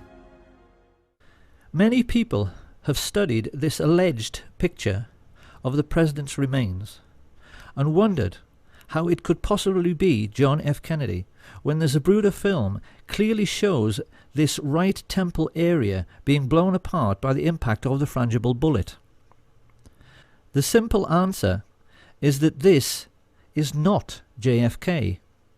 It's the corpse of Officer J.D. Tibbet, surgically altered to look like the President. On arriving home, Liggett was informed the plot was in serious trouble. His wife Lois told how he staggered in the door, unkempt, dishevelled, and quite obviously exhausted, which was very out of character for a man who took pride in always being neat, tidy, and organised. It was about 24 hours before I heard from him. He came home and he walked in the door, and when I saw him, he physically looked like he had really been through a very traumatic experience. His clothes were disarrayed, and that was so out of character for him. And he said, "We're going to get out of town for a while until all of this blows over." And that was a quote, because I thought, well, what blows over? Minutes later, they were speeding down the highway towards Corpus Christi, utterly bewildered as to what on earth was going on. Chain-smoking at the wheel, Liggett was looking increasingly nervous. It wasn't just that his botched reconstruction had failed to convince and would lead to courtroom testimony of bullets doing U-turns inside the president's head. The problem was that the patsy was still alive. Deputy Sheriff Roger Craig told investigators it was plain to him that Lee Harvey Oswald was not meant to survive his arrest procedure. He said that when he arrived at the Texas Theatre, a group of his fellow officers were waiting at the rear, guns drawn, and that it was quite obvious that Oswald was meant to make a break out the back door where he would run into a hail of gunfire. However, Oswald himself was an intelligence agent, and once he realized he had been chosen as the fall guy, he briefly prolonged his existence by loudly yelling so that all the witnesses present could hear, "I am not resisting arrest, I am not resisting arrest." This is why Liggett, like all the others involved in the plot, was shaking in his boots on November 23rd. They were all aware that a sharp lawyer could get Oswald released simply by discovering that the chain of evidence had been broken in relation to Kennedy's remains. Once free to talk, and with intimate knowledge of the major players in the assassination plot, he could have gotten the heads of the FBI and CIA, all the military chiefs of staff, the mafia chieftains, and the Dallas oil men all thrown in jail together for murder. Many people have wondered how the plotters could be so unbelievably dumb and so unbelievably obvious as to have Oswald murdered live on national television. The simple truth was that they had absolutely no choice. Their botched assassination attempt had proved that they were not as smart as they thought they were. The actual shooting had gone very badly. Most of the shots had missed. They'd had to botch the autopsy, and now they were having to botch the silencing of the patsy. Lois Liggett recalled that the moment Ruby fired, the atmosphere in their motel room evaporated. The minute he saw that, he looked at me and said, "Everything's okay now," and you could just see his face. He was like all the pressure had been taken off of him. All of a sudden he was like, sigh of relief, let's go, we can go home now. It was basically, pack your things, come on, we're leaving, now we can go. The family turned around and went straight back home to discover that Mr. Liggett now enjoyed a new vocation. It appeared he had suddenly come into millions, which bought his family a big new house and himself a new lifestyle, which included many wild poker parties at which, among others, he hosted David Ferry. This was not Lois Liggett's scene. She divorced him, heard that not long afterwards he was arrested for murder, and then shot dead while trying to escape. But this was not the end of Liggett's story. His new wife told Lois that the man she buried could not have been John Melvin Liggett, because the corpse she was shown had a moustache and he couldn't grow one.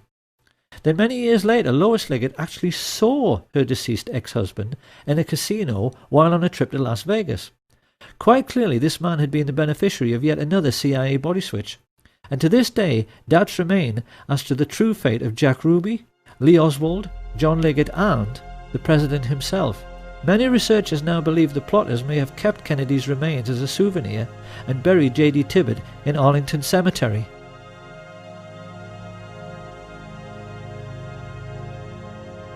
All added together, the pilots, spotters, radio men, mafia assassins, embalmers, physicians, and corrupt agents from the FBI, CIA, and Dallas Police had cost the American Nazis $25 million, approximately $2 billion in today's money. But they could afford it. In the years that followed, they cynically kept the war in Vietnam going by putting in just enough troops so that the line never moved forward or back. And while the American fat cats grew fatter on the military-industrial contracts, their mafia friends used the CIA's complete immunity to smuggle trillions of dollars worth of cocaine and heroin around the world. Sir, the Republicans are trying to blame you for the existence of a small air base at Mena, Arkansas. This base was set up by George Bush and Oliver North and the CIA to help the Iran-Contras, and they brought in plane load after plane load of cocaine there for sale in the United States. And then they took the money and bought weapons and took them back to the Contras, all of which was illegal, as you know, under the Bolin Act. But tell me, did they tell you that this had to be in existence because of national security? Well, let me answer the question. No, they didn't tell me anything about it. Of course, when criminals are making easy money, they tend to become lazy and careless, and this is what led to Watergate. Someone's here.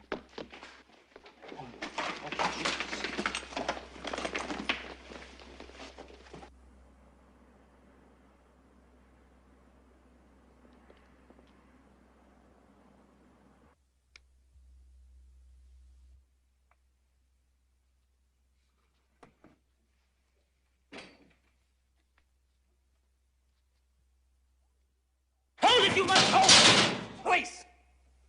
Put your hands up!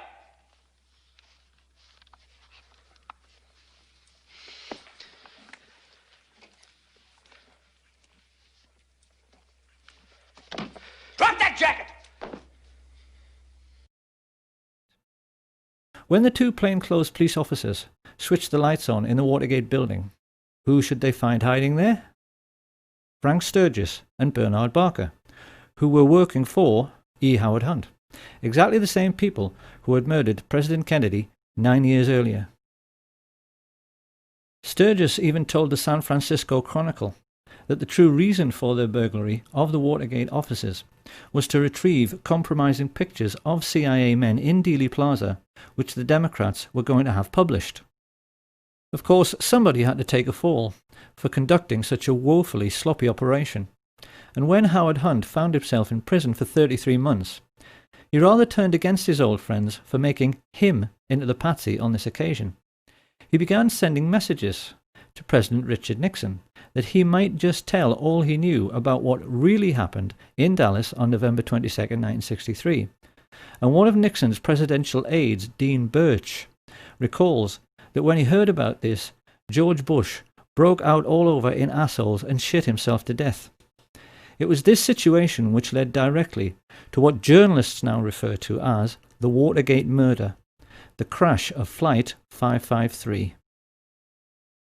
On December the 8th, 1972, Dorothy Wetzel Hunt, the wife of E. Howard Hunt, boarded a flight from Washington to Chicago. A CIA agent like her husband, she carried $250,000 in her bag, which was to buy the silence of his Watergate co-conspirators. Travelling along with Dorothy was CBS news correspondent Michelle Clark, whose CIA boyfriend had been able to give her a unique journalistic insight into what Watergate was really all about.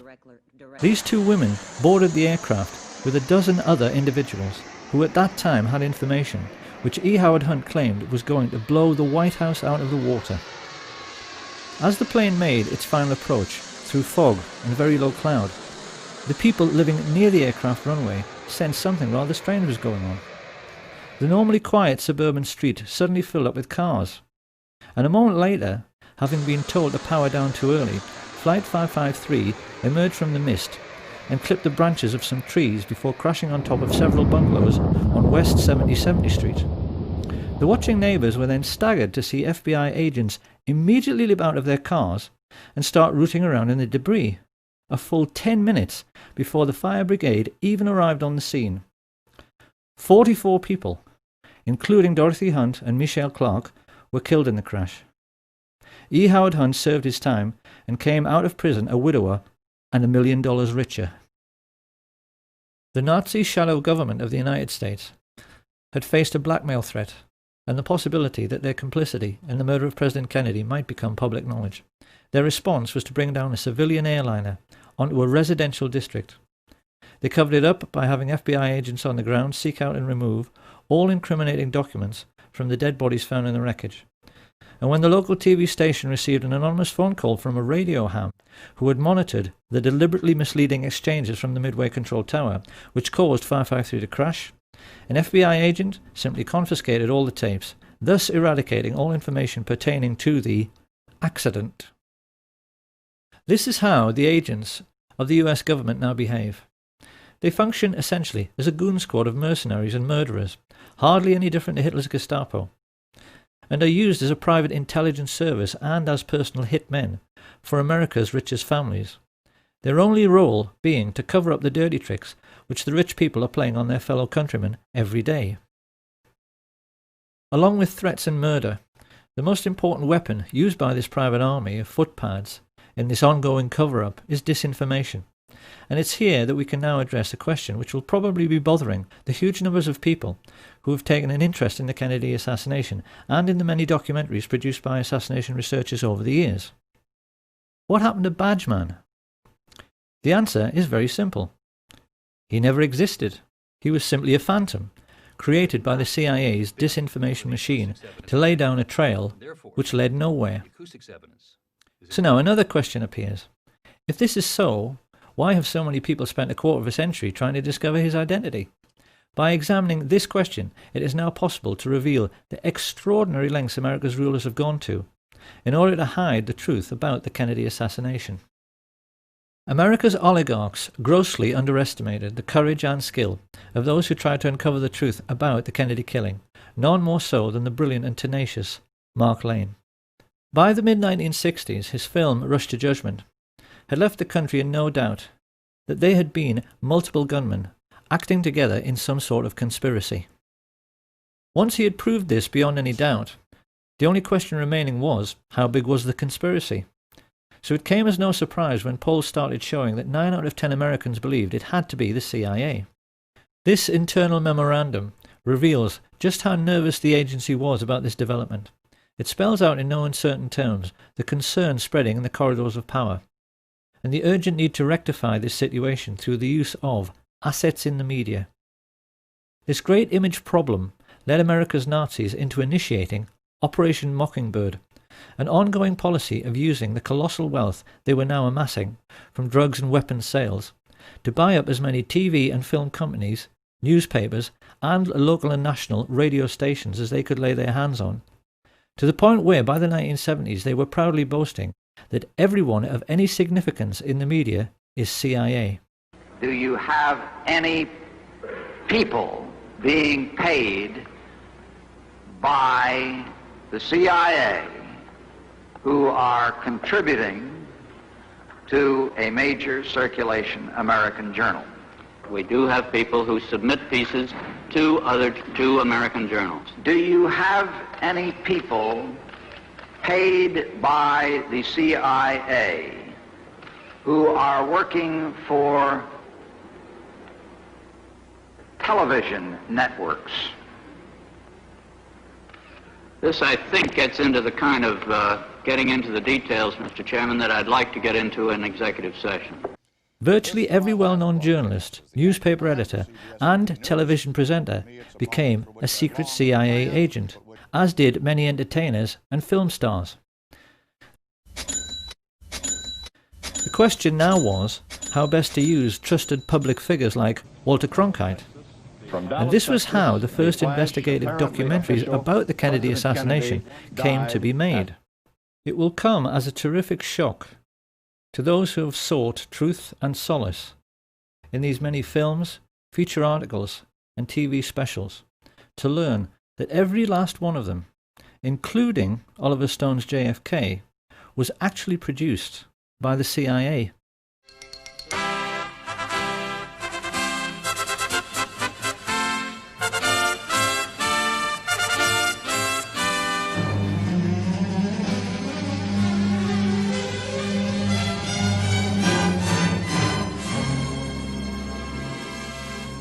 classic early example of this kind of disinformation was the Nova film, which featured two scientists, Brian Holstrom and Steve Isabel, who found Badgeman in a tiny fragment of the famous Mary Moorman Polaroid through photographic enhancement.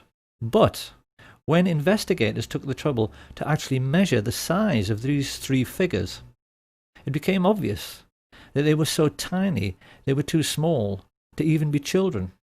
Using the scale provided by Abraham Zabruda over on the right, it's clear that these alleged people are so lacking in stature they wouldn't actually have been able to look over the stockade fence. The truth is that they never existed. And so the question now is, who were Holstrom and Isabel? And who, for that matter, was Gordon Arnold, the old-age pensioner who appeared in The Men Who Killed Kennedy to claim that Badgeman had kicked him and taken his camera? I could be the only one that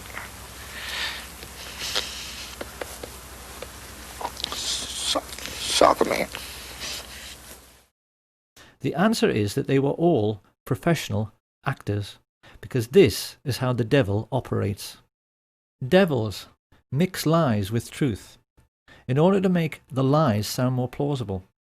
And it seems that the idea for using actors in this way might very likely have come from E. Howard Hunt himself. After Hunt's deathbed confession, in which he admitted the involvement of the CIA, his son, St. John Hunt, posted many revealing statements about what kind of character his father was. It's quite well known that E. Howard Hunt wrote spy novels and screenplays. And when he was discussing this, St. John Hunt maintained his father tried to live his life as if every day was another exciting scene from a movie, to the total exclusion of his own family. The way St. John Hunt put it was, he would never cut carrots or go shopping with us or anything like that. James Bond doesn't have a family. Historians are well aware that the CIA studies everything which is impressive, and it now seems very plain that they were greatly influenced by the brilliance of the Levinson and Link Columbo series, particularly one episode, Murder, Smoke and Shadows, in which the killer, who is a ruthless young movie director, tries to confuse and mislead Columbo through his powers of creating illusion, only to have the tables turned when this is done back to him, because the whole point of that episode is that the audience never know who is and who isn't supposed to be an actor. The Men Who Killed Kennedy series was laid out in the same way. Whilst a few of the interviewees, like the Willis family, were genuine, most of the people claiming to be witnesses were simply actors, whose only job was to keep people's minds on the grassy knoll, so they would never think about the storm drains and where the shots actually originated. Oliver Stone's film was made to serve exactly the same purpose. It's also very clear that the CIA spent a lot of time studying the emotional breakdown in interviews with people like the ambulance driver Aubrey Reich. Intelligence agents are fully aware that when an audience sees someone sobbing from grief on screen, they tend to become emotional themselves. This is how sensitive, humane people react. And when this happens, you're no longer thinking. And when you're no longer thinking critically, when you suspend skepticism for the sake of emotionalism, you can be fooled. I wanted to tell you why I grieve. But why I don't despair. I'm sorry. Of course, having heard this, people will wonder how anyone could be cynical to such a degree, and it's a perfectly legitimate question, because as we shall see later, this would not be the last time that the American public were fooled by actors sobbing on national TV. And these monstrous fabrications were not confined only to television. Saw the man. In 2003, a book was published called Blood, Money and Power, ostensibly written by Texas law attorney Bar McClellan. This book signaled a shift in establishment policy by claiming that Lyndon Baines Johnson, a natural suspect as the king who might have killed the king, was behind the entire plot, and used his own attorney, Ed Clark, to pay off the gunman.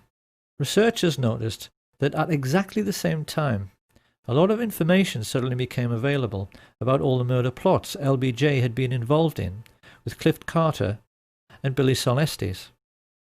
We were then treated to the sensational deathbed confession of E. Howard Hunt.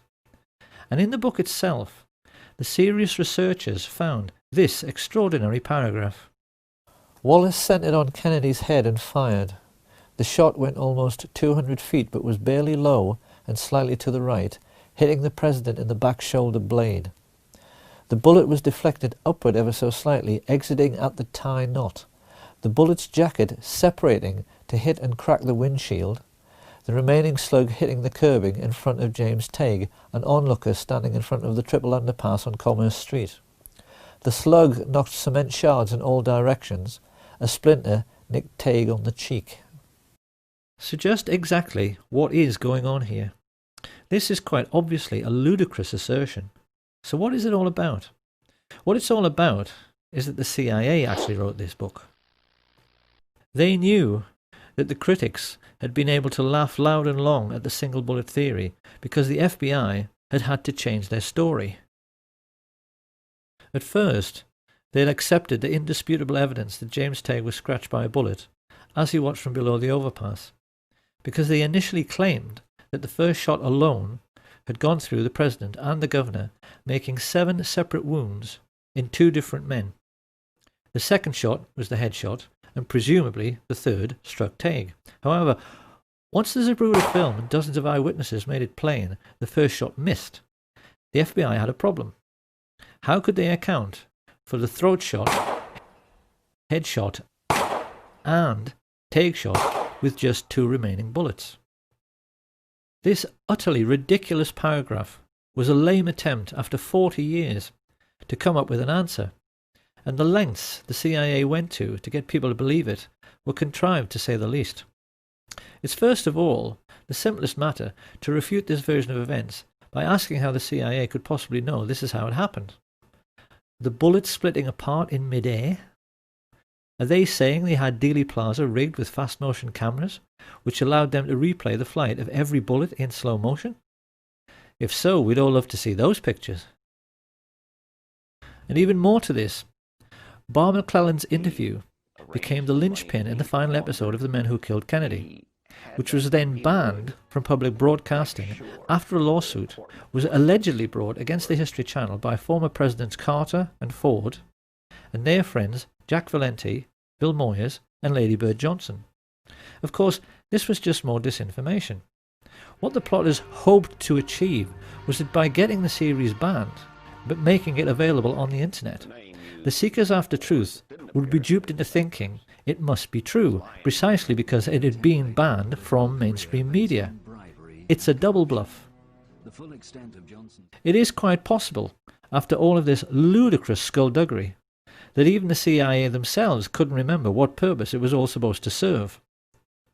But the general idea was that the public was supposed to swallow the notion that Lyndon Baines Johnson was the primary culprit in this entire affair, because he's dead and can't speak for himself. It is absolute nonsense to suggest any such thing. Lyndon Baines Johnson was, like Hitler and Richard Nixon, a mere puppet of the oil men and the merchant bankers and military industrialists, something he finally admitted to. I can't honestly say that I've ever been completely relieved of the fact that there might have been international connections. You mean you still feel that there might have been? Well, I have not completely discounted. The notion that he was the criminal mastermind behind the Kennedy assassination is simply another disinformation falsehood dreamed up by the CIA.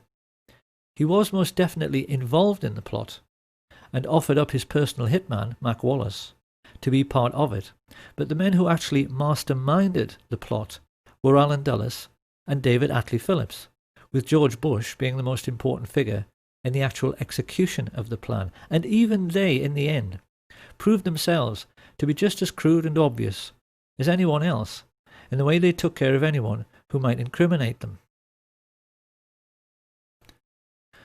On the 22nd of February 1967, Eladio Del Valle and David Ferry were both murdered within minutes of each other, when it seemed they might give information to the Jim Garrison investigation. Charles Boyd Harrelson and Milwaukee Phil Aldericio suffered convenient early deaths in jail, and having been ordered to testify before the House Select Committee on Assassinations, both Charles Nicoletti and George de Mohrenschildt were shot dead at the same time on the 29th of March 1977. Having been scheduled to testify before the same committee, Johnny Roselli met a similar fate. His body was found floating in an oil drum in Dumbfounding Bay, Miami, just after Malcolm Wallace was murdered in exactly the same way as Lee Bowers. On a stretch of empty American highway, his car was forced off the road, then CIA agents smashed his head into the steering wheel until he died, to make it appear like a single-car accident. Not long afterwards, Sam Giancana was shot in the back of the head while cooking sausages, and his spy inside the Chicago police force, Richard Kane, was blasted to death with a sawn-off shotgun in Rose's sandwich shop on the 19th of December, 1973.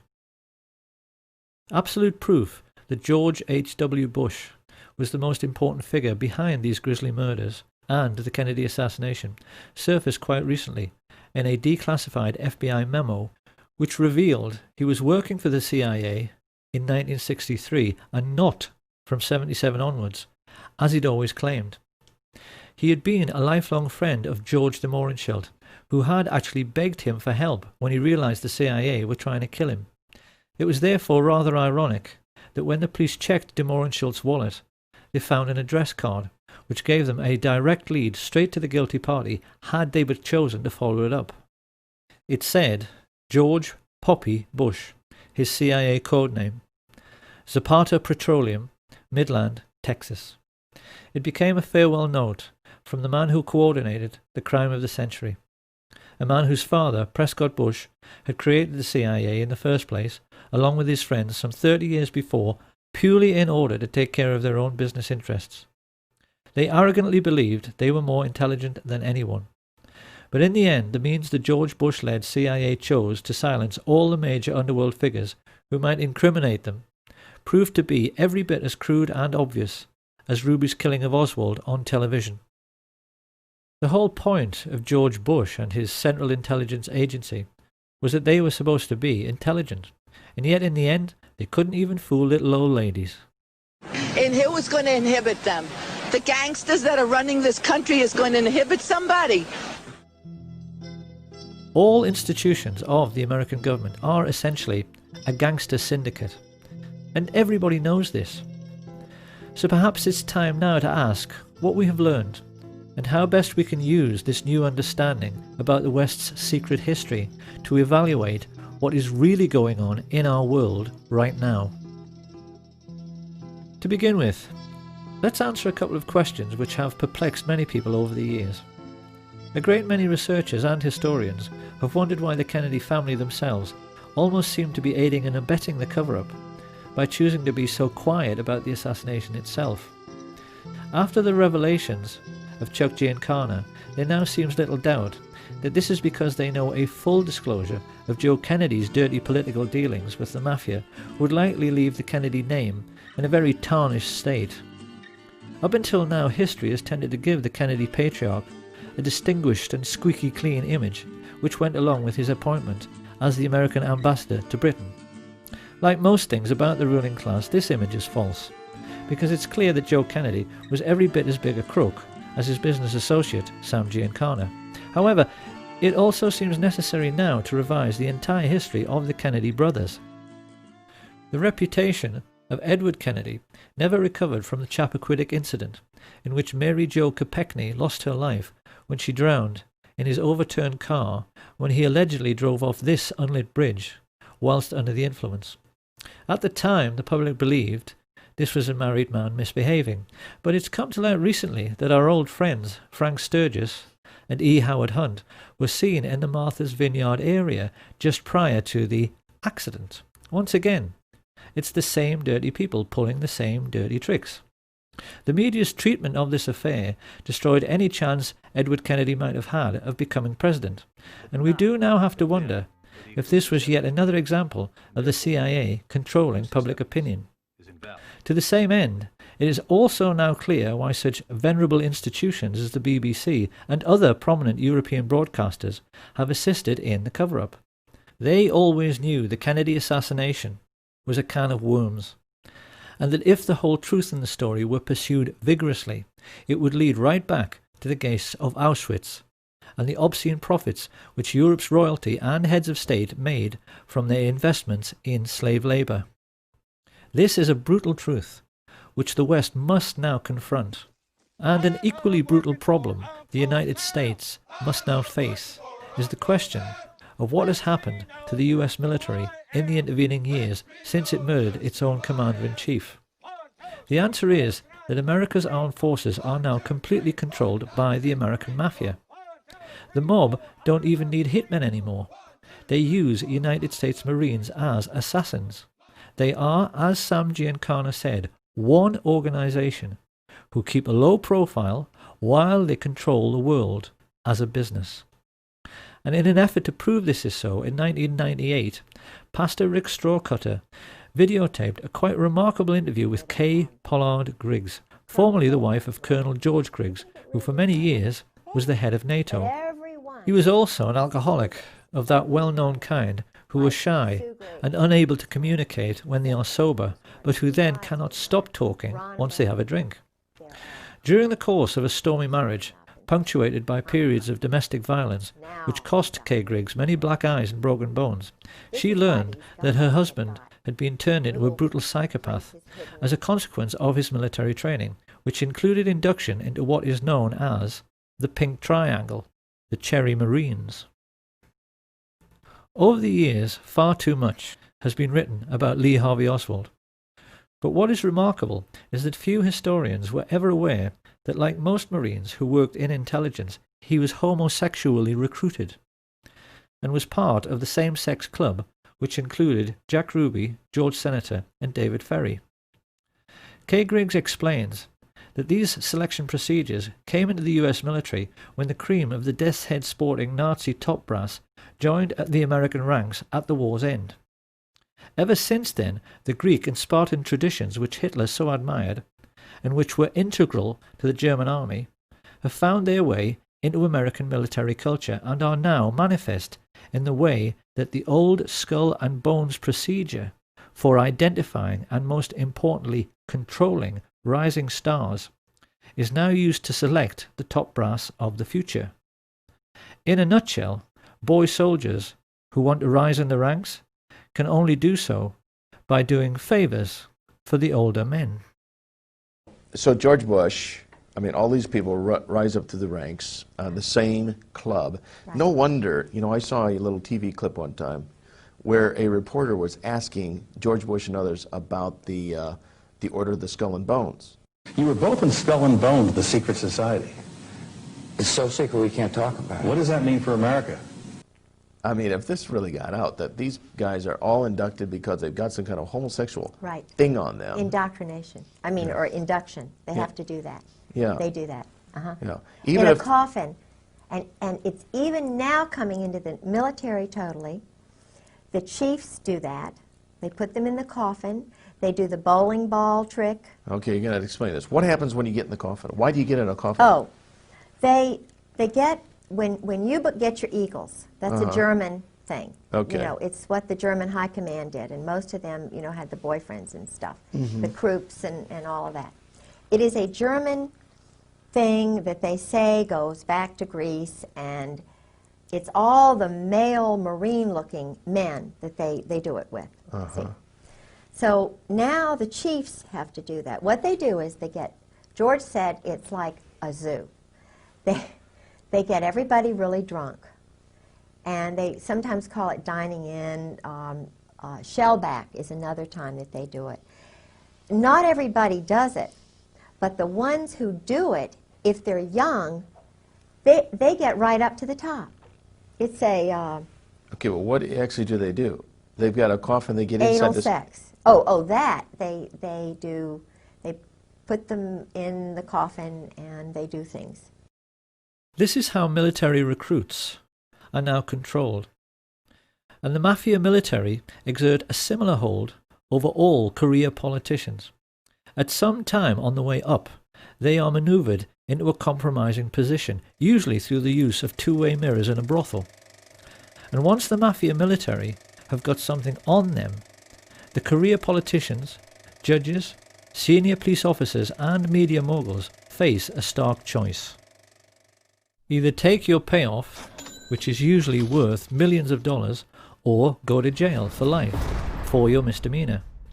It is with these kinds of tactics, first used by Sam Giancana in the 1930s, that what are now known as the 5 mafia families of the New York metropolitan area, the Genovese, Gambino, Lucchese, Colombo and the Bonanno, control all politics in the United States, and through their business arrangements with the 5-star generals and CIA, control all cocaine and heroin trafficking throughout the entire world. After the dust had settled on the Kennedy assassination, Sam Giancana explained to his younger brother that the mob and the CIA had taken care of JFK together because they were essentially two sides of the same coin. In the last 50 years, that relationship between these two secret societies has become even closer, to the point where they are now indistinguishable. The people who live in the Third World are so well aware of what is really going on, they have come to call the CIA the cocaine importing agency. The World Wide Web now abounds with proof to back this up. And although many people were skeptical at first about Kay Griggs, in recent times her most sensational claims have been fully endorsed by the FBI chief Ted Gunderson, who gave several interviews in support. This cult was involved in distributing drugs up and down the East Coast, drugs that were being flown in from Southeast Asia in military and planes. The operation was by the certain Army personnel and also CIA. She told me that there were generals involved in the drug operation, there were police officers, and at least 2 attorneys in the Fayetteville, North Carolina area. The path that this led me down is mind-boggling. Over the last 23, 24 years, I have developed so much information about the situation as it exists in our great country and gone public with it as much as possible, and yet I am being ignored. What is basically happening is that the United States military use Air Force bases in Europe to connect with the Third World, particularly Pakistan and Afghanistan, where the poppy fields are cultivated. This is the real reason for the conflict in Afghanistan. It's to protect the record harvests of heroin, which almost ended when the Taliban took power. But they don't tell the soldiers this, and it's a truth you'll never hear on NBC or BBC. Having brought the refined cocaine and heroin into Europe and the United States, it is then passed on to the mafia for sale at street level, sometimes by police officers in uniform. It's an arrangement which nets the generals and the mafia chiefs billions, and the fact that someone of Ted Gunderson's credibility was completely ignored when he went public with this information underlines the fact that our entire mainstream media, as well as the entire justice system, has been bought off. So the question must now be asked: if this shadow government of the world's only superstate can get away with the murder of a president, and through their wealth be in total control of the United States military, media, and the justice system, what else might they be getting away with? Could it possibly be that the serious researchers have been right all along, and remembering what happened to Flight 553, that 9/11 truly was one huge confidence trick?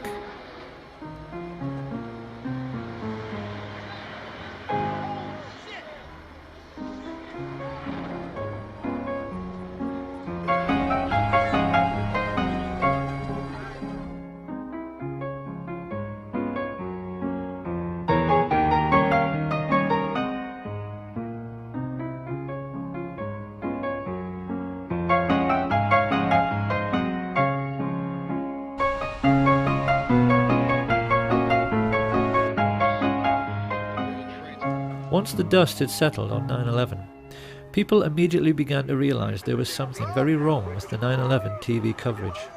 First along came Dylan Avery with his amazing film Loose Change. He proved conclusively that the official report was nonsense because aircraft fuel does not burn at even half the temperature required to melt steel, and that the towers defied the laws of physics by collapsing with perfect uniformity at free fall speed. Buildings in Germany which were bombed over and over again didn't collapse with perfect uniformity down to ground level. Avery also pointed out that in Kennedy's time, his chiefs of staff drafted plans to kill innocent people and commit acts of terrorism in the United States in order to whip up support for a war with Cuba. Codenamed Operation Northwoods, these plans included hijacking planes and blowing up ships and landmark buildings in order to stimulate a helpful wave of national indignation which could be used to oust Fidel Castro. And there wasn't anything exceptional in this initiative. Northwoods was an offshoot of the notorious Operation Gladio, a sustained campaign organised by MI6 and the CIA, which perpetrated many bombing atrocities in post-war Europe, which they blamed on what they said were communist terror organisations. A typical example was the horrific bombing of Bologna railway station in 1980. Italians will be appalled to learn this outrage was committed by the Americans and the British. But this particular atrocity, which like all others during this period was intended to keep people living in fear of a bogus enemy, so they would accept increasing state control by so-called strong leaders, illustrates only too well the fact that some 40 years prior to 9/11, the cabal of secret Nazis who killed Kennedy were making serious preparations for terrorist attacks upon their European allies and even upon their own country. In the 9/11 news footage, it is abundantly clear that the interviewees are actually paid actors, speaking lines which have been written for them. I feel like I was in a movie. This is exactly the same situation as in The Men Who Killed Kennedy. And because these are people who are being expected to perform, they tend to overdo it. I could be the only one that... Soccer man. They killed the president. And to be honest with you, if I'd have known this...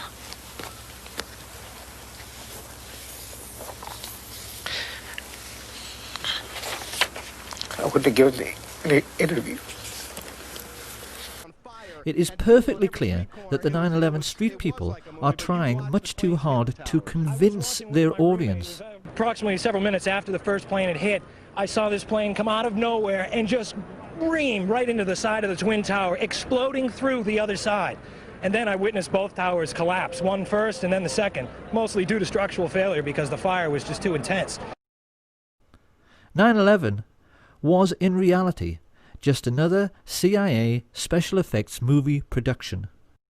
And it really has become the Kennedy assassination's long-lost twin, because witnesses who know the truth of what really happened are all being murdered.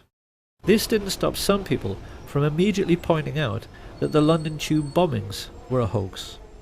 The alleged terrorists couldn't have ridden into London on a train which was cancelled. And seasoned researchers are now becoming quite surprised at how sloppy and obvious these alleged terrorist acts are becoming. Any detective would instantly realise the Woolwich terror incident was a joke. We were shown pictures of a supposedly decapitated man lying prone on the street. If that were true, he should be lying in a puddle of his own blood, and the alleged attacker would be soaked in blood all over his front from arterial spray. All terrorism is fake. It is military deception practiced by the rich upon the poor in an ongoing class war. And the most important weapon at their disposal in this class war are television presenters. The BBC has actually become the Ministry of Truth from Orwell's 1984. Everyone working for the BBC today is a whore of the ruling class and a traitor to our way of life, because it is very hard to believe they are all unwitting accomplices in this class war. When we remember that it was some of the BBC's own journalists who revealed that the 9/11 hijackers were all alive, It's hard to accept that their news presenter colleagues haven't figured out the totalitarian nature of what people like Jane Stanley, who reported the collapse of World Trade Center 7 20 minutes before it came down, are really up to. And yet still they go on giving us reassuring smiles, while telling lies on behalf of the ruling class. Of course, then people ask, oh, yes, but why would they do it? Why is all of this Muslim, multicultural, political correctness thing happening to us right now? It's happening because we no longer have an enemy. Tourists today can visit what used to be the Eastern Bloc, and they can photograph the derelict, rusting heap of scrap metal, which used to be the Soviet war machine. It has gone, and this has created an unprecedented political situation which the world has never seen before, in which there is only one superstate, the Anglo-American alliance. No other power on Earth today is capable of fighting a war on the grand scale. China, North Korea, Russia simply do not have the economic resources. So in order to make us believe we still have an enemy, and therefore have to live in fear, the rich had to provide us with a new enemy, and this is why in recent years they've encouraged unstable Islamic people to emigrate to the West. It's to provide us with a ready-made enemy.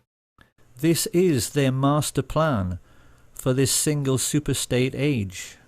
And it's for this reason that they perverted political correctness, to make people believe that anybody who refuses to go along with this new doctrine of multiculturalism is the worst person of all.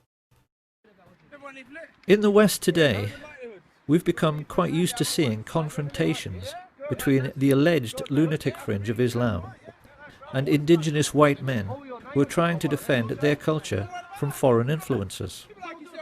What groups like the EDL do not understand, however, is who is really pulling the strings here?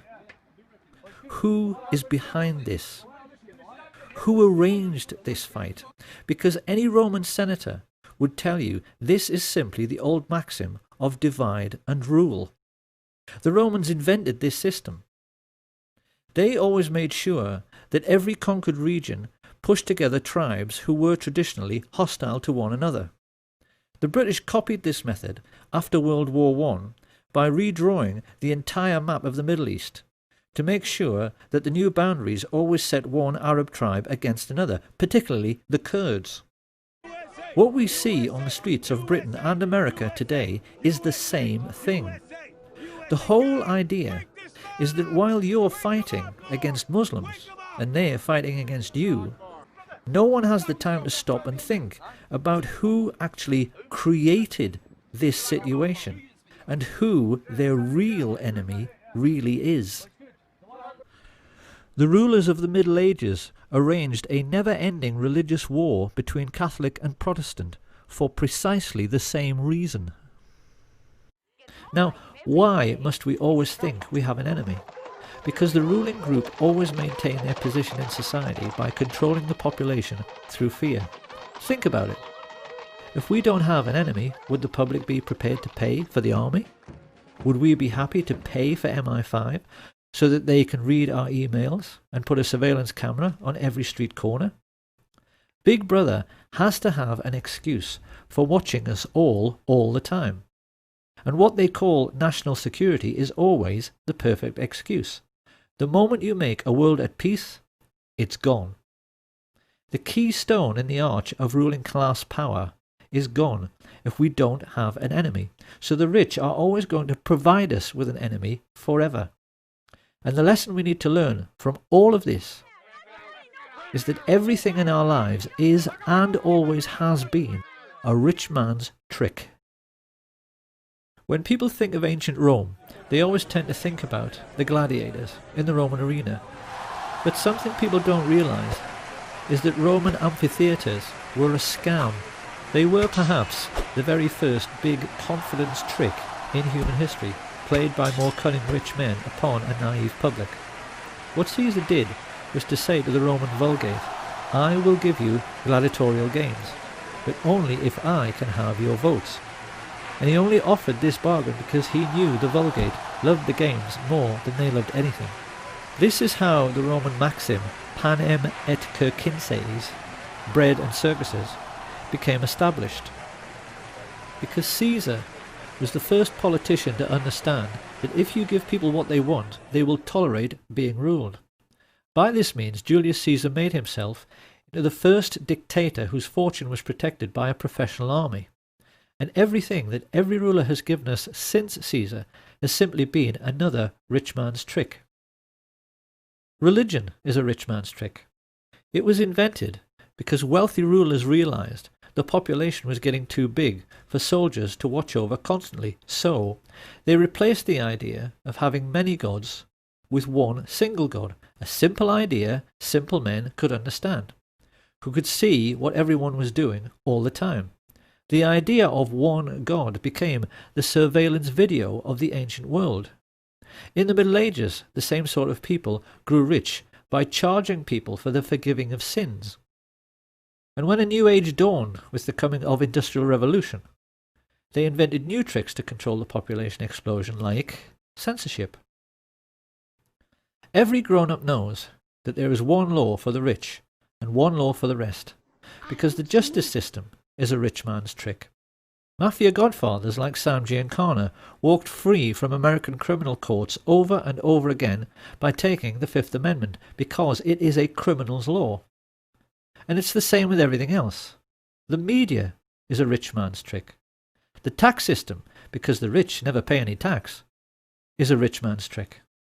Political correctness is a rich man's trick. The murder plot to kill Lady Diana Spencer was a rich man's trick. And the War on Terror, 9/11, the London Tube bombings, the Woolwich terror attack, the Kennedy assassination, all of it is simply another rich man's trick controlling how we think. Now, once again, it is very easy at this point to imagine the reaction of conservative politicians, who will of course try to laugh this off and scoff. Everything is a rich man's trick? Are we seriously suggesting that the Cold War was a rich man's trick? Now, in your research and analysis and your efforts to bring out the facts about what was going on in our society, did you encounter any effort to discourage you, to prevent you from bringing out the background of America's involvement in the financing of international communism? Yes, very definitely. For example, when I was at the Hoover Institution, in 1972, I went to Miami Beach to give some testimony before the Republican National Committee. And although a congressman had hand-delivered to the wire services this testimony, which was later printed, the wire services refused to transmit it to the newspapers. Then when I got back to the Hoover Institution in California, I was called into the office of the director, and I was told in no uncertain terms not to make any more speeches like that, and that this information should not be made public. This was the information that we were giving the Soviet Union the technology to develop its war potential? Oh, yes. At that time, we were in Vietnam, and as you know, the Soviets were supplying the North Vietnamese. This was 1972? 1972, yes. And, for example, I knew that the Gorky plant, which was built by the Ford Motor Company, the Gorky plant in Russia produces the Gaz series of vehicles. The Gaz vehicles had been seen on the Ho Chi Minh Trail. We were supplying equipment to the Gorky plant in the middle of the Vietnamese War, and these trucks were being used to carry ammunition supplies, which were killing Americans. Now, I thought this was morally wrong, and I said so at Miami Beach and at the Hoover Institution. And it was this type of information that was suppressed. The rich would much rather we didn't think at all, and certainly not about the wise words of the columnist Claire Rayner, who once famously said that the only reason we now have to live under kings and queens and presidents is that in past ages their ancestors were the best thieves. In the Middle Ages, when the king was feeling greedy and wanted to pay for a new mistress or grand new palace, he simply sent out his robber barons to steal half the herd of every local farmer, and if they complained, the robber barons would say the king needed to feed the army, or some similar excuse. That is how it was done then. But today, the ruling class face a different problem. We now live in an industrial age, and as George Orwell explains in his novel 1984, if the machine age was directed solely with the intention of making the common people physically comfortable, in a mega-productive, computer-controlled epoch, we could soon all live like millionaires. But think what this would mean. If we're all millionaires, we all fly first class, so the King and the Queen and the President have to wait in a queue with everyone else. And do you honestly believe the Queen of England would wait in a queue behind you? If we're all millionaires, we all play golf. The King and the President can't get on the course, and there's no room on their exclusive beach. Orwell himself would have said the most important single sentence in 1984 was this one: if it once became general, wealth would confer no distinction. Our lords and masters are not going to wait in queues with the rest of us. So the special problem which fat cats face today is how to keep the wheels of industry turning, because, as Orwell explains, the oligarchs have to make use of the masses without significantly raising the general standard of living. This is a more sophisticated age, so the robber barons need a more sophisticated means of stealing most of the wealth and of keeping most of the common people in poverty. What the rich face today is a situation in which the common people spend most of their lives on a 9-to-5 treadmill. They make things in factories. They grow things and harvest them. They teach in the schools, nurse in the hospitals. And as a result of their daily labours, a huge mountain of money is produced. Now the rulers have a problem. How can they keep the ordinary people hard at work so they're too exhausted at the end of every day to think about whether this is a fair system? The solution, as Sam Giancana explained, is to invent a foreign enemy, a boogeyman, who wants to conquer the whole world.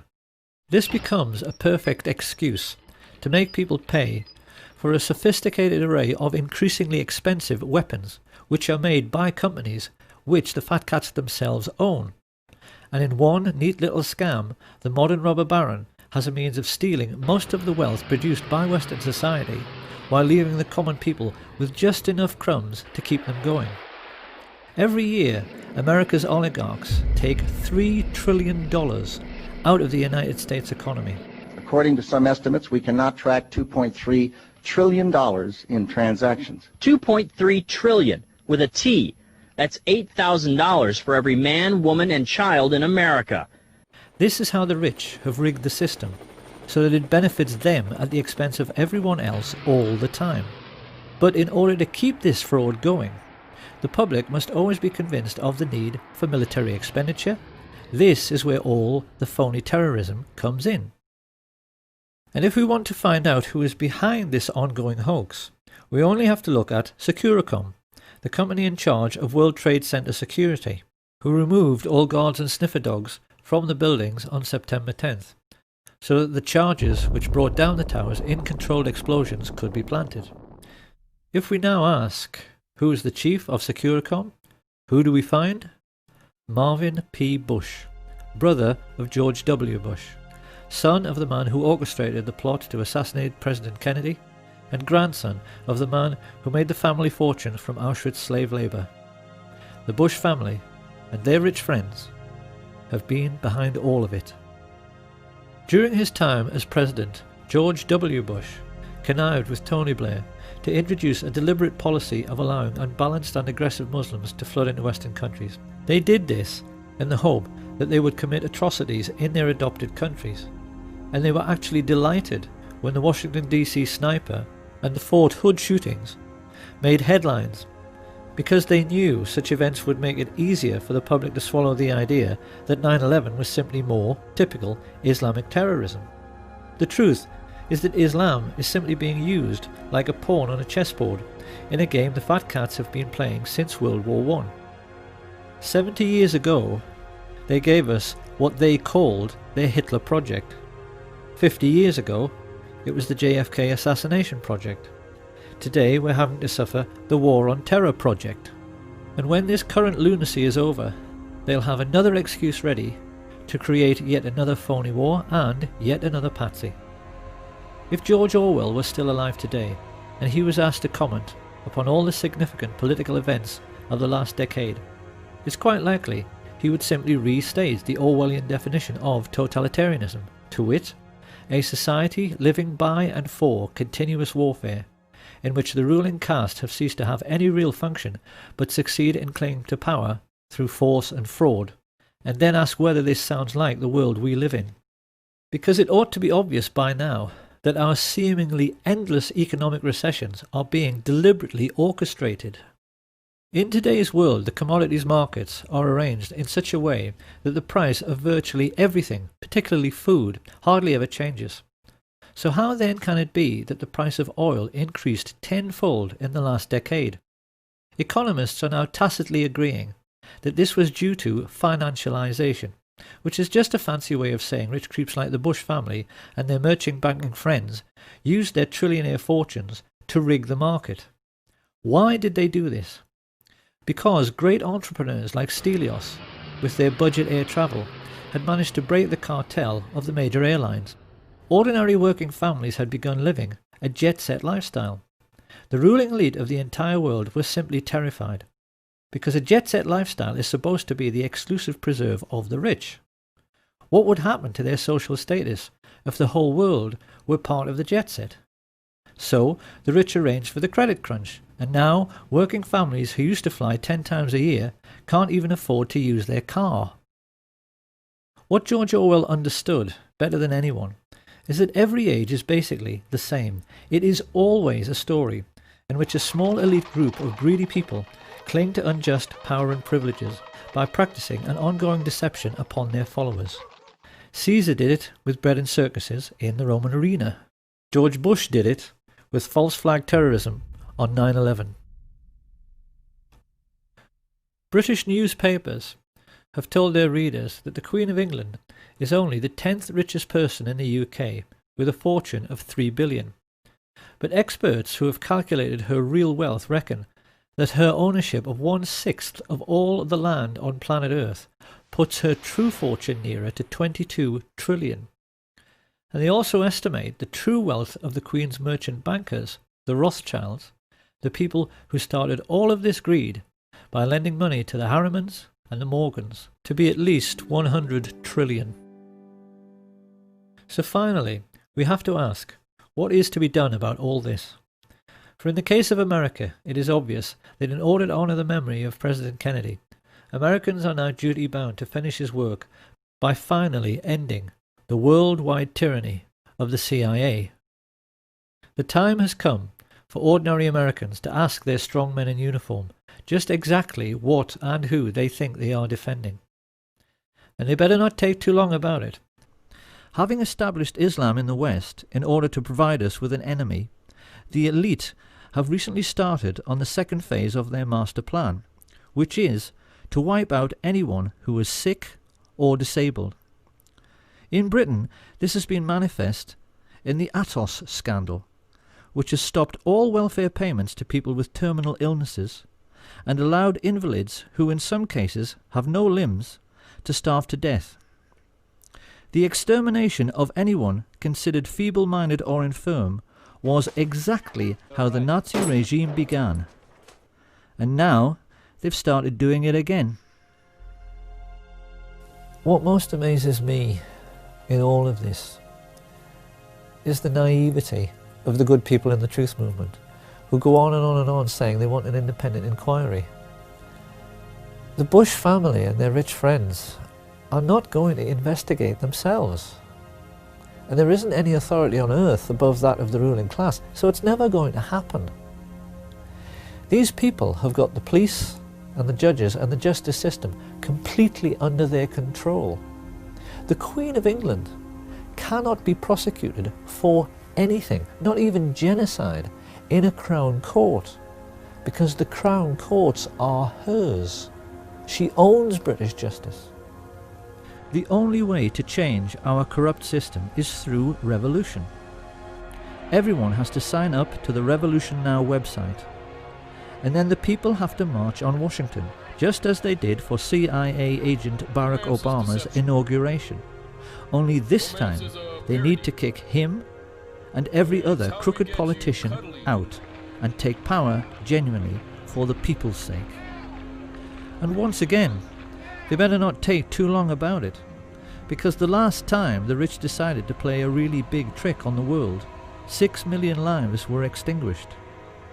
Supposing they decide to give us the world's first incidence of phony nuclear terrorism by dropping an atomic bomb on Cleveland or Birmingham or on Chicago, what then? But perhaps Chicago itself might be a good place to pause and offer a word of warning to the citizens of the United States before they start thinking about the next American Revolution.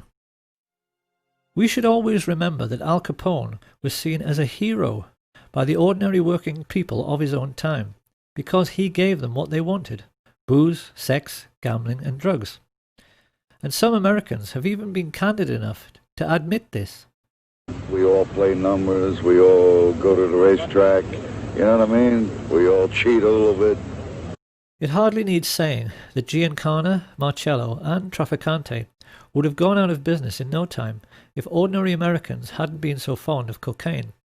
And, in the post-war period, many writers have noted the way in which the United States not only manifestly tolerated organized crime, but even seemed to be enchanted by it.